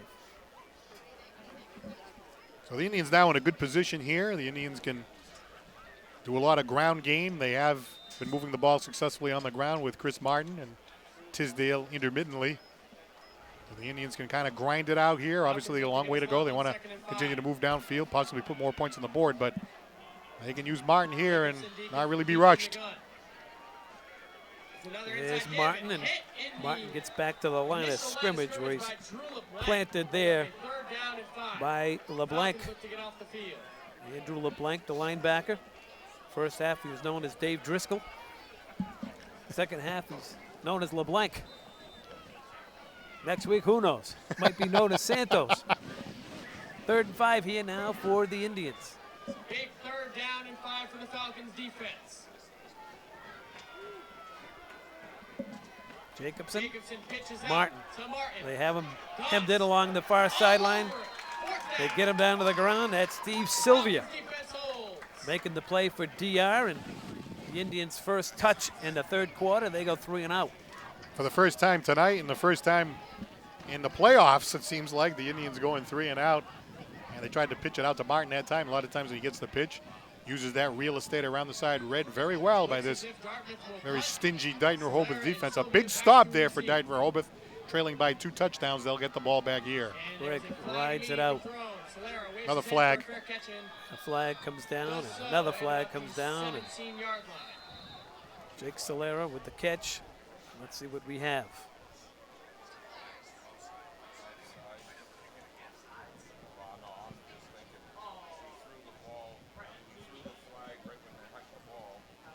DR marching backwards. Let's see what we have there.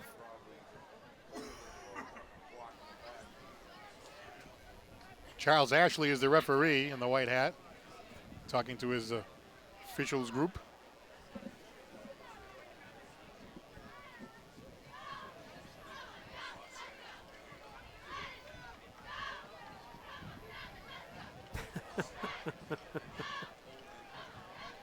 We have a false start So they're going to re-kick this thing. and a block in the back, and the penalties will offset. Offsetting penalties. You know, you look at these records, 7-2, 8-1. You don't get there unless you're a well-coached team. And this is just, I know I shouldn't be doing this, Paul, but it's driving me out of my mind. It breaks the enjoyment of the game It because most certainly the does. game keeps getting interrupted. Takes away the flow. Solera and Sylvia. So Solera and Sylvia will return once again. Craig handles the snap, and guess what? Another flag. Solera once again waves his hand for the And fair Solera fair catches it catch. at the 15. We'll wait to see what the official ruling is. And if I'm the MIAA, I'm investigating. What are these guys doing? These teams can't be this bad with their record. Now you got the number 1 Unbelievable. seed and the number 2 seed. Seems to be coming from the same side of the field.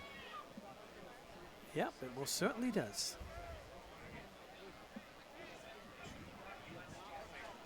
So it's offside Dartmouth, right? Look at Ricky. I don't blame him. See, a good official says, hey, 46, back up. That's what a good official does. You don't want the kid to be offside. A good official will say, hey, back up, you're offside. It Right. happens to wide Yeah, it receivers happens all the time. These guys are pathetic.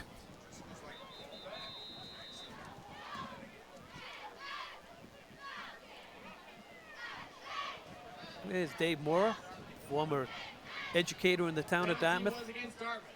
former coach at the high school, coach over at UMass Dartmouth with Bill Kavanaugh. And Coach Rossi, who's upstairs, yours truly. We're all on the same staff over there, and we had some good seasons. Bill Kavanaugh had 17 outstanding seasons. That must have been an enjoyable time. That was a good time. Yeah. It was a good time. You know, when your best friend's the coach, it's even better. Yeah. You got a chance to yell at me even though I didn't do anything wrong. Is that right? Oh, yeah. Oh, that must have been fun. Well, it was part of the friendship. He was mad at me as a friend, so we'd take it out on the practice field, you know. You know how that goes. Yeah, oh yeah. First and 10 now for the Falcons. First and 10 Falcons. Reed under center. Triple back set. Solera in motion. To give to Solera. Here's Solera. He's looking for running room, and Matty Craig Haas calls him down at the 25. Tackle made at the line of scrimmage. Matty Craig helps up Solera. Gain of 1. Second down and 9. The clock rolls toward the 4-minute mark. Indians on top 14-0. They should have played this game at a Chinese laundry. Second down and 10. We approach 4 minutes remaining in the third quarter. Indians lead at 14-0. Reed under center. Here's Reed, rolls right. Here's the rush, throws it long and deep into double coverage and falls incomplete. Off a career was the intended receiver as he heads back to the DR huddle. It'll be third down and 9 for DR. The clock is stopped here with 3:51 to play in the third. I'm Jim Thompson. He's Paul Santos. It's DR and the referees against the Indians, and we're holding our own. Yeah, you can understand why they went to the air there. Their time is of the essence. And the Indians have forced them to go out of their game. Third and 9. Reed out of the shotgun. Two receivers to each Reed side. He has got the time, snap, throws far side, going to come up short. And it is incomplete, intended for Anderson Lapierre. Lapierre was the intended receiver, and Cam Reed just didn't have enough arm strength to get it out to him. So it's going to be a 3 and out here for Dighton Rehoboth. The Dartmouth Indian defense coming up strong. They hold Solera to a gain of only 1. And then a couple of incomplete passes as Dighton Rehoboth, down by 2 scores, really forced to go away from the wing tee, try to put the ball up, try to make a big play, make something happen, nothing doing. The Indians up by 2 touchdowns. They'll get the ball back in what looks like will be very good field position somewhere in the middle of the field. Reed will punt. Tisdale and Adams back deep. The punt to the near side. It spikes right at the 50-yard line. Right at about the 49. Indians will have good field position. They'll mark it Indians will just take shy over of the first 50 and 10. at the 49. 3:36 to play in the third. As Ricky White talks to his quarterback, Cole Jacobson. And we've seen the maturation of that young man, haven't we, Paul? Yeah, another touchdown pass tonight. Had a touchdown pass last week. A couple of touchdown passes the week before that, so that's 4 since the playoffs began. And one tonight, an 18-yard touchdown pass to Caulfield. You got the 34-yard interception return by Jack Sullivan. Indians up by 2 touchdowns. Cole Jacobson in the shotgun. Indians come out with 4 wides, and Martin to the left of Receivers to Jacobson. inside give to There's Martin. Up the middle. Martin Hit initially carrying by Gus. tacklers down to the 46-yard Tackles made line. After a gain of 4. Getting up from the bottom of the pile for DR was Chris Joaquin. Gain of 6 on the play. It'll be second down and 4. Getting down to the 3-minute mark, Paul, and we talked about the possessions in the second half. Got to, DR may have another couple. And that's about it. They're down by 2. That Jack Sullivan interception. What a big play that was as Milton leads Duxbury 24-14 in the other game in the Southwest Division. The winner of this game in the Southeast plays the winner Third down and in the 4. Southwest in the state semifinal game. That was Martin for a short gain, 3rd down and 4. 2:35 to play. That's a surprising score. Duxbury always has a very, very strong team. Duxbury the number 3 seed, Milton the number 1, so at least right now the number 1 seed holding their own. Diak crowding the line of scrimmage. Here's Martin. He's got running room. Look out. Martin's down inside the 25 and the 30, and they tackle him out of bounds. No flag. Shocking. They tackled him out of 5 yards out of bounds. We've seen so many flags tonight, and then somebody gets tackled out of bounds. There's no flag, and we actually saw that earlier in the game, too, where somebody was tackled out of bounds. But here comes Martin. Juke stepping it down the sideline, a 14-yard gain, and there he is clearly out of bounds and just drilled to the turf. Shocking. It's the same guy on the side of the field. That guy is unreal. Not that guy. He only takes the information. 2 minutes, 11 seconds left in the 3rd quarter. Dartmouth leads it 14-0. Jacobson waits for the snap. He has it. It is another good. There's Martin. Martin ducks his head, but he's not going to get very far. For minimal yardage gained on the play. Right into the arms of Eric Texera, along with Andy LeBlanc. And you see the hands on the hips there, Paul. Big guys up front, they get a little tired late in the game, chasing Martin all around. A lot of these kids played both ways. 2nd and 9 for the Indians. 2nd down and 9. Jacobson waits the shotgun snap. He has it. Here's Jacobson off the ball fake. Jacobson weaves his way down to about the 21-yard line. That's going to be very close to the yardage he was looking for. To pick up the first. Let's see, the referees got to call it 3rd down and short. Well, in this drive, they gave the ball to Martin 4 straight times. And this time the quarterback, Cole Jacobson, play faking to Martin and keeping the ball himself. He gains about 9, but he is going to be marked 1 yard short of the first down, so it'll be 3rd and 1. Jacobson breaks the huddle. 1 wide receiver to each side, triple back set. Has the shotgun snap. Here's Martin. Martin's got the first down. He's into the 2nd level, down inside the 15-yard line. Workhorse Chris Martin. Yeah, you're looking at a 3rd and 1, and you have to figure Martin's going to get the ball. And you really have to figure he's going to get the first down. Very rarely is he stopped in a 1-yard situation. And he just barrels his way up the middle for a gain of 7. Another great job by the offensive line blocking. More importantly, Paul, they're just keeping the ball away from DR, and that's what DR wanted to do to Dartmouth, and Rick White and Sam Madden and Coach Martin there. They're playing keep away from DR with the lead. And on top of that, could score again. 2 receivers to his left. Now they get up to the line of scrimmage, and Dartmouth calls for a timeout with 18 ticks left on the stadium clock. Jacobson and Coach Ricky White. That's Sam Madden with his arms crossed. Coach Martin there. And how about Coach Martin doing it once again? He's got a shutout going late here in the 3rd. Yeah, that Dartmouth Indian defense giving up less than 10 points per game. And the Dighton Rehoboth crowd looking on tonight, you have to be thinking, wow, that green defense, they're tough. Very tough to put points on the board against Dartmouth.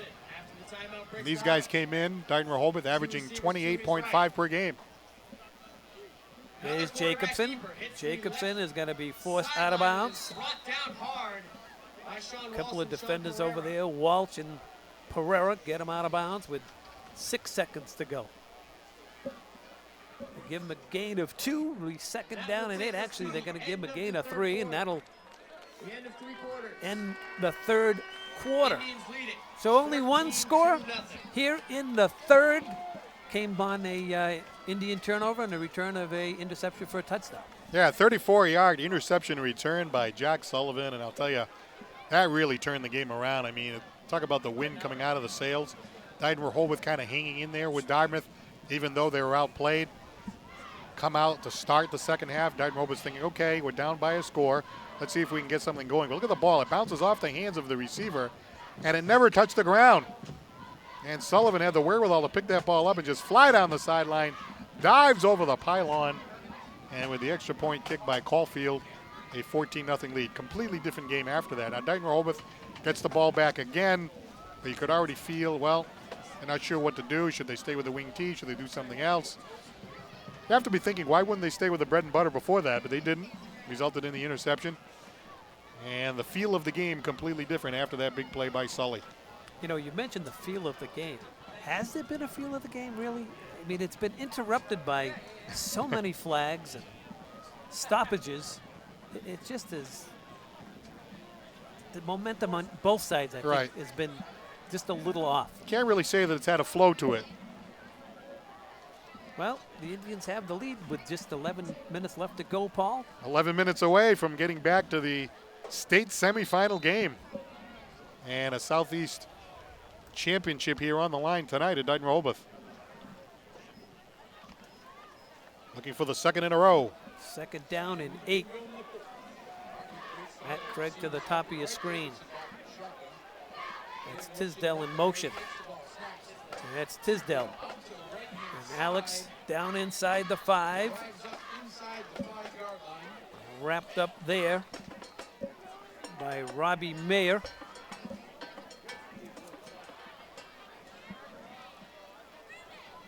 Haven't heard much from Alex tonight. Guess what? That's coming back as well. Yeah, I saw a flag being thrown to the far side of the field. And they're going to bring that one back.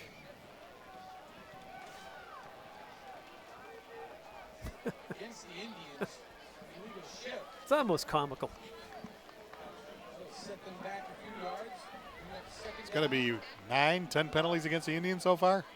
7 in the first half.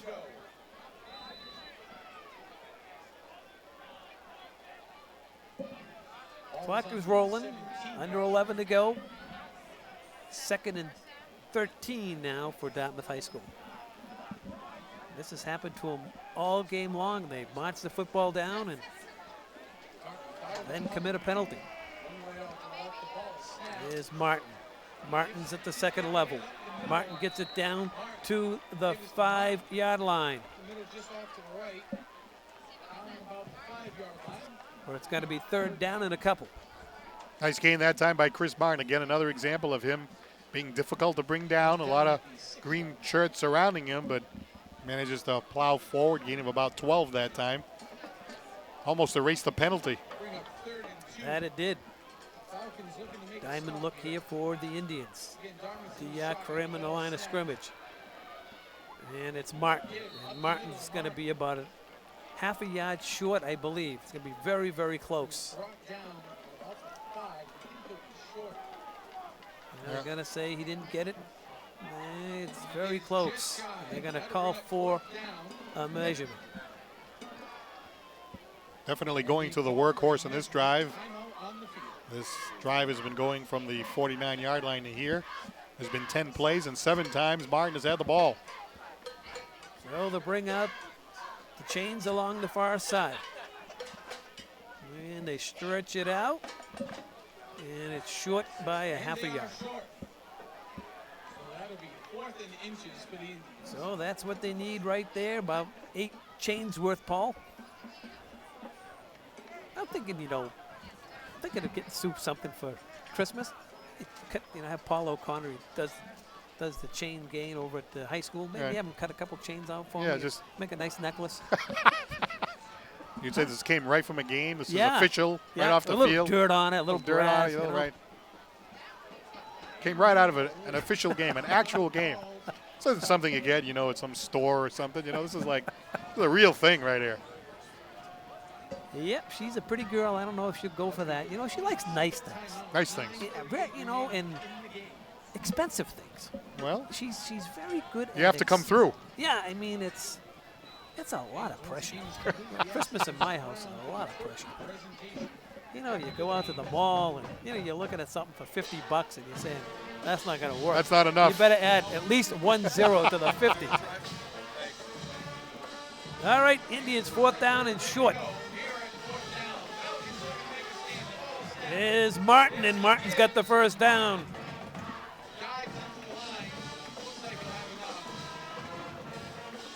The Indians will keep the football.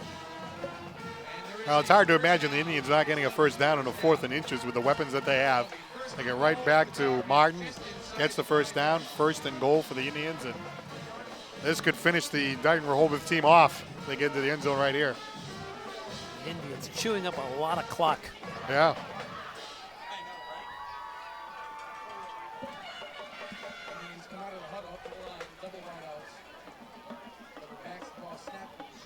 Jacobson.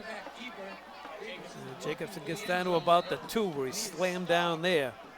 Mayer in on the tackle for the Falcons. Mayer stops him just shy of the goal line to bring up 2nd down. But if you're the offensive staff, you're saying, good, let's just run it maybe 3 more times to get the Yeah, clock down absolutely. to about 7 minutes. The Indians have put together a very nice drive. I mean, they got good field position. It started at their own 49-yard line, but what a nice, methodical, grinded out kind of a drive, which is just what the doctor ordered, given the situation presented. 2nd and goal. Here's Chris. Leaps into the end zone. Chris Martin. No flags. The Indians have themselves a 20-point lead as Chris heads back to his sideline. Well, let's take a look at Chris Martin, 19th touchdown on the season for the Indians' talented running back, that time leaping in the air and plunging in from the 1-yard line. And the Indians have just turned this into a devastating 3-possession game against the #1 seed Dighton Rehoboth on their home turf. There's Coach White, Coach Martin. Ricky's got to be real happy with Cole Jacobson. We've just seen his development all year long. So comfortable, doing everything well, working with that offense. Another touchdown pass tonight. So that ups the lead, Paul, to 21-0. The Indians with 14 unanswered here in the second half. Just a solid half here for the Dartmouth Indians. I mean, the first half was pretty solid too, but they were hurt a lot by the penalties. Probably could have been worse. The Indians out rushing and out moving the ball against their opponents 2-1 in that first half, but the penalties, 77 yards in penalties, really prevented the Indians from getting a second score. But in the second half, obviously the 34-yard touchdown interception return by Sullivan really was a big blow to Dighton Rehoboth. They thought they were going to come down the field and try to tie the game up at 7-7. The Indian defense would have nothing doing with that. And then since then, Dighton Rehoboth 3 and out. They had a chance to try to cut the lead in half. And how about this Indian drive? A 13-play, 51-yard drive, methodically executed down the field, using Martin about 70% of the time. Gain of 7, gain of 6, gain of 4, gain of 6, and basically taking all that time off the clock. This is Sylvia. He muffs it at his 9. Picks it up and works the way to the near sideline. He's going to be blasted out of bounds here. Actually, that was Jake Solera on the return. DR will have it 1st and 10 from just across their 20-yard line. They'll mark it around the 23. So now DR, they're a wing T team with a little spread. And you have to junk the wing T right about now with just about 8.5 to play here in the ballgame. Yeah, they're looking at it like, how many more times are we going to have the ball? We're down by 3, really, really up against it. And then you add to the fact that the Indian defense, one of the top defenses in the state in Division III. And the Indians obviously in great shape right here. So Reed will work out of the gun. His team trails by 3 touchdowns. And it's a draw. Running with the football for a gain of 10 is Matt Goss.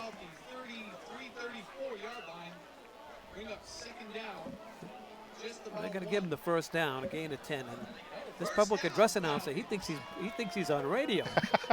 Get the wrong guys, the wrong yardage. Even the guys from WNBH, our buddies over there, Ed Pereira, standing just to our left, he's getting a chuckle out of the guy as well. He's out of the booth, you see that? Yeah, well, I know the feeling. We got the prime location. 1st and 10, here's Reed. Looking near side the entire way and can't hook up with Jake Solera. 2nd down now for DR. The clock is stopped with just under 8 minutes to go. You're watching Indian football cablecast right here by DCTV. There's the guys from ESPN 1340. Our good friend Ed Pereira on the left. He's done a lot of broadcasts in his day, and one of the area's best, that's for sure. And I'm sitting right to my left here with one of the all-time greats. So where's the DCTV? The DCTV staff is in the booth. All right, we got the VIP treatment here. Yeah, we do. That's Peter Chase. He knows what he's doing. There's a long ball thrown wide open out here. Caught and taken down at the 10-yard line is Anderson LaPerriere. So the biggest play of the game for DR. He got behind the Indian secondary off the pump fake. 56-yard pass play by the quarterback Cam Reed as he just unloads this one down the field. And wide open behind the secondary. There you see him bringing the ball in. Just didn't have enough momentum to go all the way into the end zone for a touchdown, but what a great catch that time by LaPierre. 1st and 10 now for DR. There's that little cross action again on the handoff. Maybe a yard at most for the Falcons. Clock running now, 7:20 to go in the ball game. Now that was quite a play, the play before last, just out of nowhere. Comes this big long pass, but they had to do that down by 3 touchdowns, and they're probably thinking, where was this earlier when they needed it? But obviously the big turnover really hurt them. A touchdown return by Sullivan.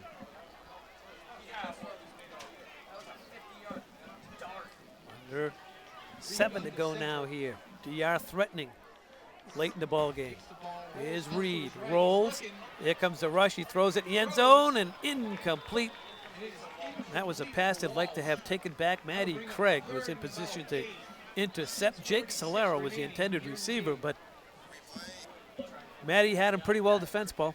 Yeah, definitely a desperation play here by Cam Reed. You can see him rolling out in all kinds of trouble.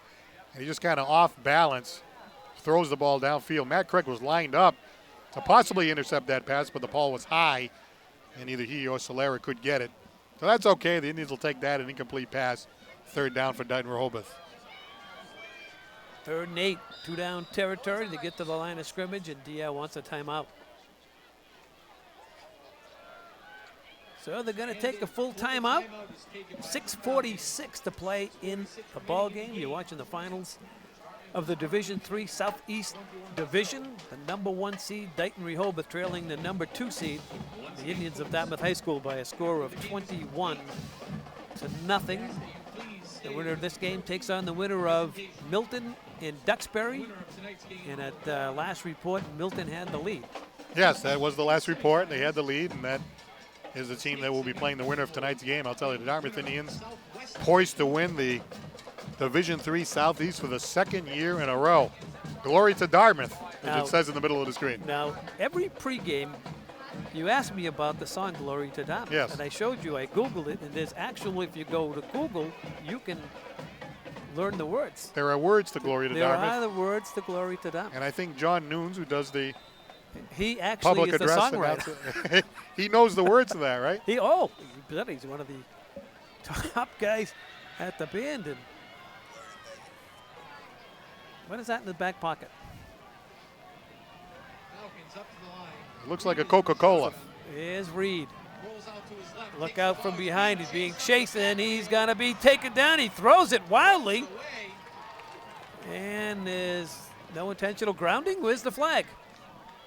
That'll bring up 4th down, 4th and 8 So it's going to bring up 4th down and 8. for the Falcons. Reed that time just unloaded. There wasn't a receiver anywhere near that play. Threw the ball out of bounds. He was in trouble the whole time on that play. He was trying to figure out what to do with the ball because he was being pursued the whole time of that. He's outside the tackle box. Matt Foley there, coming up from his linebacker position, putting the pressure on the Dighton Rehoboth quarterback. Here's Reed on the cross and patting. It's picked off by Sullivan. And there he goes down the sideline. And finally going to be taken down here at the 40-yard line. And slammed down at that. How about Jack Sullivan's 2nd interception of the game tonight for the Dartmouth Indian defender? Dighton Rehoboth in a 4th down situation, going for it on 4th down in a kind of a desperate situation. But here comes number 87 for the 2nd time tonight, reaching up and picking the ball off, intended for Arthur Carrere. And here he comes, barreling down the sideline. You're thinking, okay, he's going to be pushed out of bounds. Nope, decides to cut to the middle. He's not done yet. Here he comes to the other side, and the linebacker, 6'1", 185-pound senior, finally being hauled down by Anderson Lapierre. He had a hard time bringing him down. They eventually throw him to the turf, probably a little bit more than they needed to, but it's okay.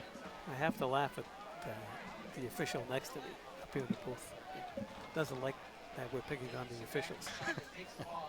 Here's Martin. Look out. Chris is on the loose. Touchdown. Indians. Chris Martin. 2nd touchdown on the night for Chris Martin. Touchdown number 20 on the season. A 39-yard touchdown run. Makes it a 4-possession game here for the Dartmouth Indians. So a big interception, a handoff to Martin, and see you later, baby. Happened so fast he didn't have time to throw the flag. Yeah, the guy next to me, he's getting a little huffy. Get a little testy. Yeah, getting a little testy.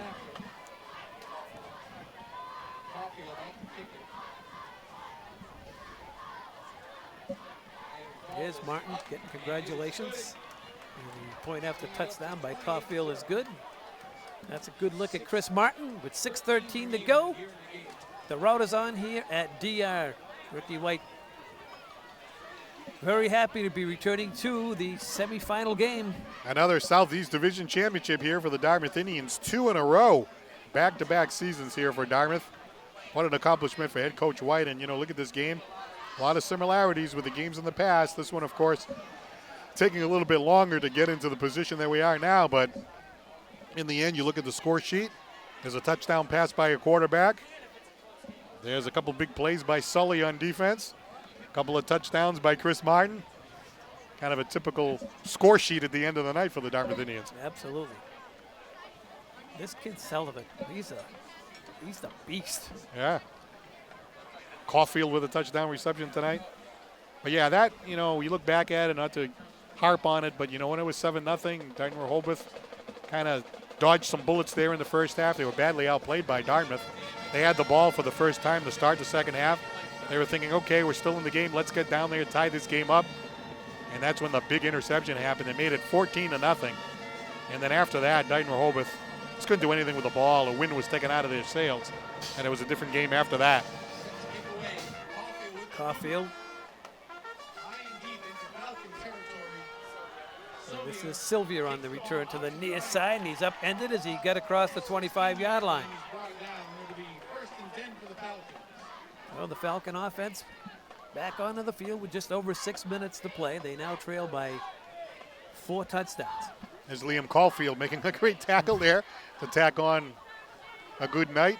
Touchdown reception earlier tonight. He had a big hit last week against Plymouth North as well. Yeah. What does Coach Belichick say? Do your job? Seems like everybody's doing their job in this Dartmouth Indian team.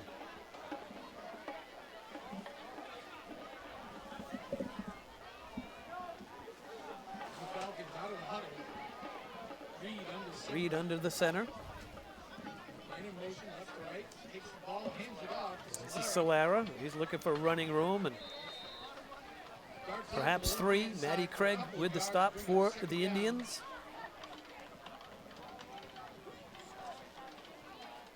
Trailing by a big score. I think they're just going to try to run some clock and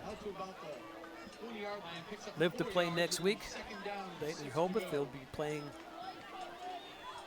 someone, but perhaps the Duxbury, or who would they be playing? Because this is the final. They'd be playing the loser of that bracket, I believe. I think that's right. Yes. Here's Reed. Looks to throw it back the opposite way. Here's the rush. He just unloads it into the Indian bench.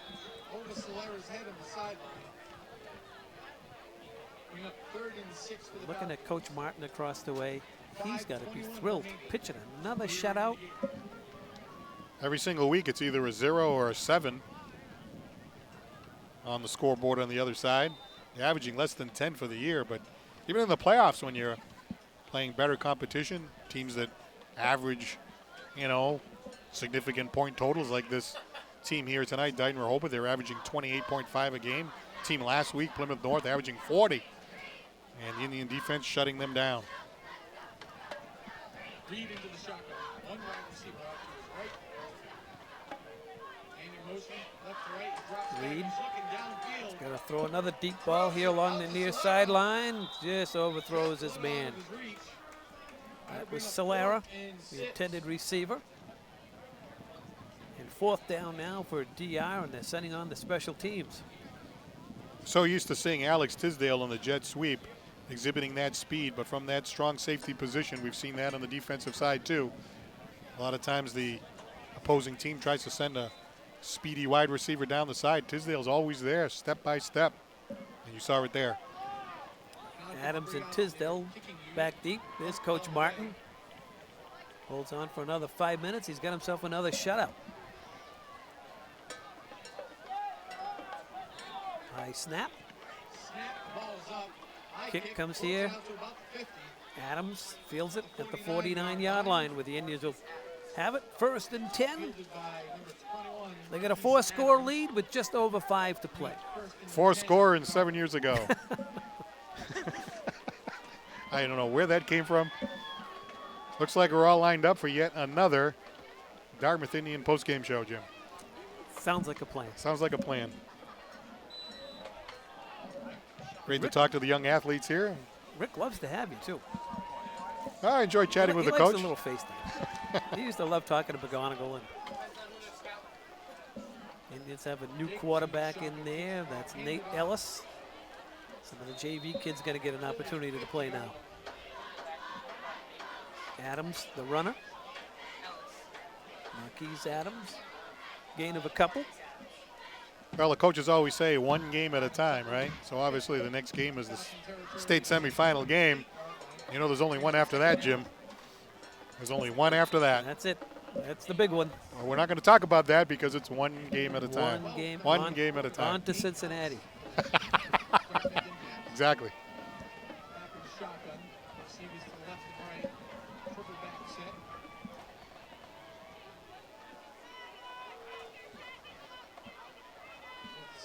Here's Adams.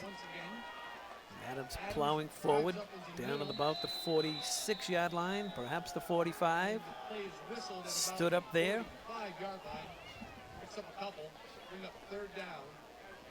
India just trying to run out the clock, and DR hoping it runs out quicker than what the scoreboard is showing, Paul. Yeah, kind of tough for them, obviously. They got a home game here. They're playing for the Southeast Division Championship, chance to go into the state tournament, into that state semifinal. Big crowd out here, and hasn't been their night for sure. You know, we've talked about it throughout this tournament.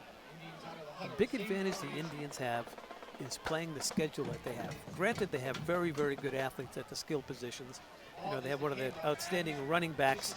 Here's Adams. Adams in the secondary breaks it down inside the 30, down to the 27-yard line. Getting back to my point, South Coast Conference is a nice conference, not a strong conference. Dartmouth plays a Division I schedule, and it's really shown up. I mean, last week, Plymouth North, highly regarded, blew them out. Dighton Rehoboth, you know, champs of the South Coast Conference. They just play a weaker schedule. You know, they've been dominated here by the Indians. And again, I just think it's a lot of Division I schools week after week after week, and you get late in the season, and these kids have toughened up without question. And New Bedford, Barnstable, Bridgewater Raynham, of course, the big one. They almost beat Bridgewater Raynham, but for a couple of bad calls and a mistake on special teams, they really could have won that game. And you think, okay, Bridgewater Raynham, how good are they? They knocked off St. John's Prep. Right. Exactly. And Yeah. you know, Barnstable's Division I school in the old Colony League, as is BR. And Dartmouth is Division III. So, what the heck? Who needs to win your conference championship? You're in there against 2 Division I schools. Barnstable has been down the last couple of years. But you know, under this new football format, it's hard to get games. We've finally found Jim McGonigal. We finally, after all season long, he's left Dartmouth High School, and obviously he's joined his friend Dave Moorer over here. And he might have a little Bill Belichick in him. He might have a camera filming the Dartmouth plays if I know McGon. There he is. I've been wondering where the heck he's been. Incognito. Yep.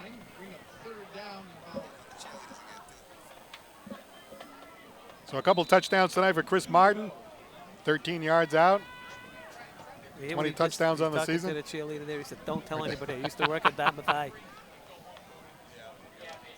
Touchdown pass for your quarterback to Caulfield and the 34-yard interception return for Sullivan. There's your 4 scores. Great game here for the Indians again. So I'll start heading down, Jim.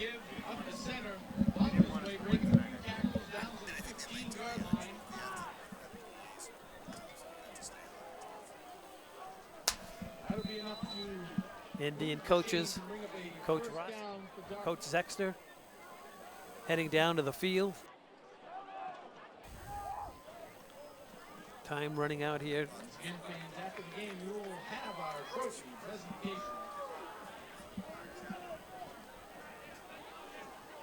Indians on to the championship game. Let's check your local listings. Standard Times will have it. I'm sure on the internet. DCTV, the Dartmouth Chronicle.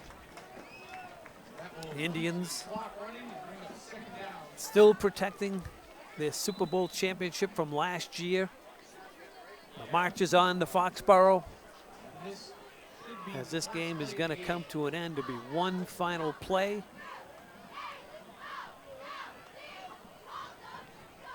The Indians take the knee, and the Indians have come in here and knocked off the #1 seed, Dighton Rehoboth, and there's a group of happy Indian kids along the far sideline as they outdistance Dighton Rehoboth. The #1 seed goes down by a score of 28-0 on their home field. And the Indians now will have a game next week. It'll be the winner of the Milton-Duxbury game, and hopefully before we go off the air, we will have an idea who they will be playing. At last count, Milton, the #1 seed, had the lead over Duxbury. So hats off to Coach White and his staff to go on the road and win the Southeast Championship against a team that came in here with a record of 8-1, a team that averaged 28 points a game, a team that only gives up 11 a game, and the Indians shut them out once again. That Indian defense, they shut out DR, and they throw up 28 points against this DR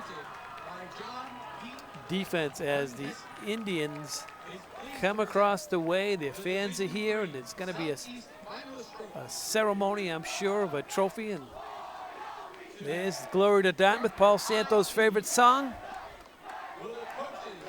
And the captains from Dartmouth High School, please meet the MIAA committee. Happy Dartmouth football team. Big game next weekend. We're not sure where they'll be playing, but they'll be in the state semifinal. One more chance to defend the crown. If they win that, it's back to Foxborough for the kids in white and green. And the Falcons' next game will be on Thanksgiving away Dighton Rehoboth. Seekonk High School. Running off the field, and the Indians heading out to midfield, and we're going to pause momentarily and we'll be back for the post-game ceremony. Sit tight, everybody. Welcome back to the post-game show. I'm Jim Thompson. Paul Santos is down field side. We'll have the winning head coach, Rick White, on momentarily as both teams stand at the respective 45-yard line. As they'll ask the coaches of both teams and their captains. And here comes Coach Driscoll and his captains. And they'll receive a trophy for getting into the final game here in the Southeast Division. Their #1 seed losers here tonight on their home field. And now the MIAA official is asking for Coach Rick White. And the captains, Chris Martin, Sean Smilak, and Craig out there as well. Matty Craig wears number 10. They have the trophy. That's Matt Craig with the trophy. Coach White. So they come into DR here tonight on the road. They knock off the number 1 seed. They take the trophy, and now everyone's going to celebrate. And we should celebrate as townspeople as well. Check your local listings for next week's semi-final championship game. The Indians, they win that one, they're back to Foxborough.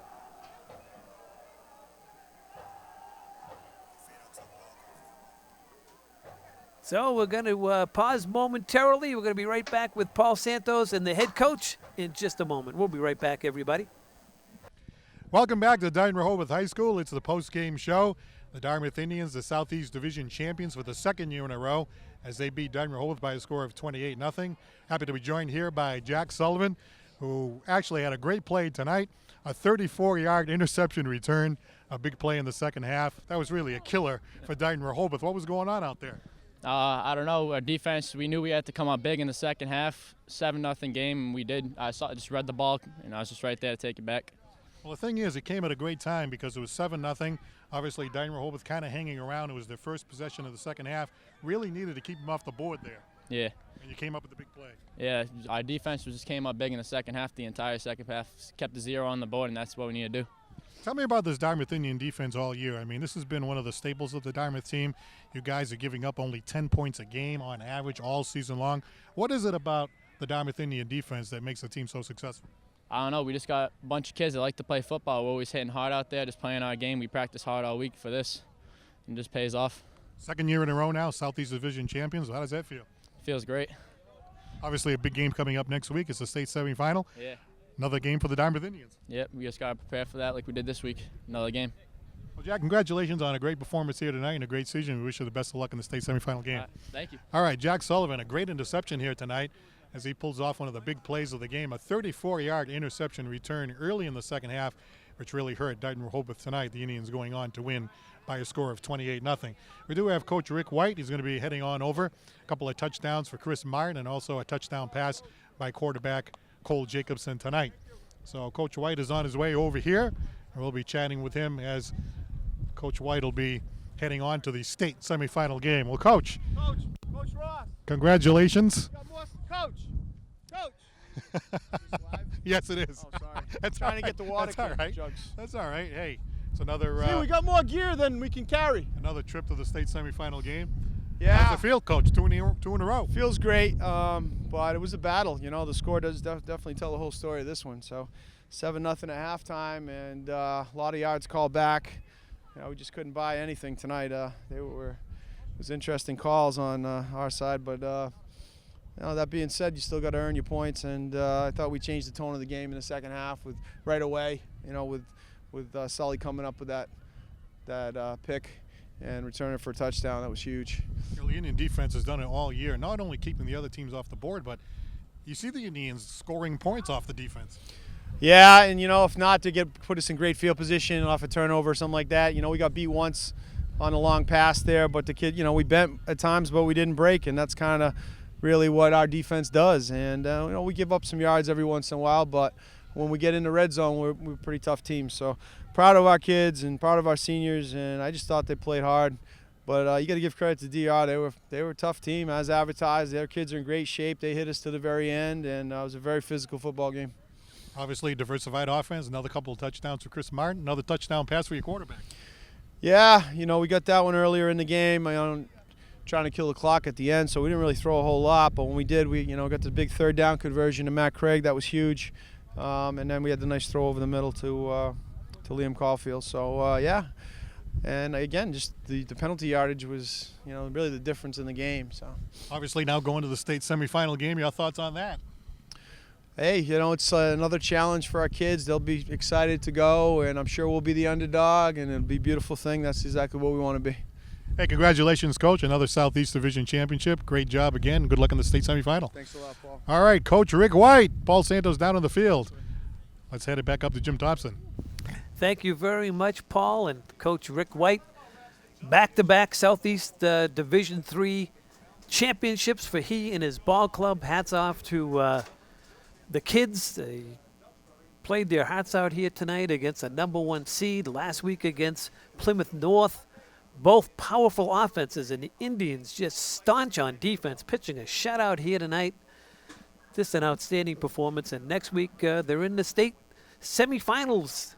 A win next week gets them into the Super Bowl, probably being played back in Foxborough. They are the Division III state championship team and looking to do it one more time. So the final score here from Dighton Rehoboth. The #1 seed, the Falcons of Dighton Rehoboth, go down to the #2 seed in a big way here tonight. The final, the Indians, 28. The Falcons of Dighton Rehoboth, nothing. For everyone associated with this telecast of Indian football, for my sidekick, Paul Santos, for Peter Chase, Derek Freites, and everyone associated with this telecast, I'm Jim Thompson. Until next week, so long, everybody.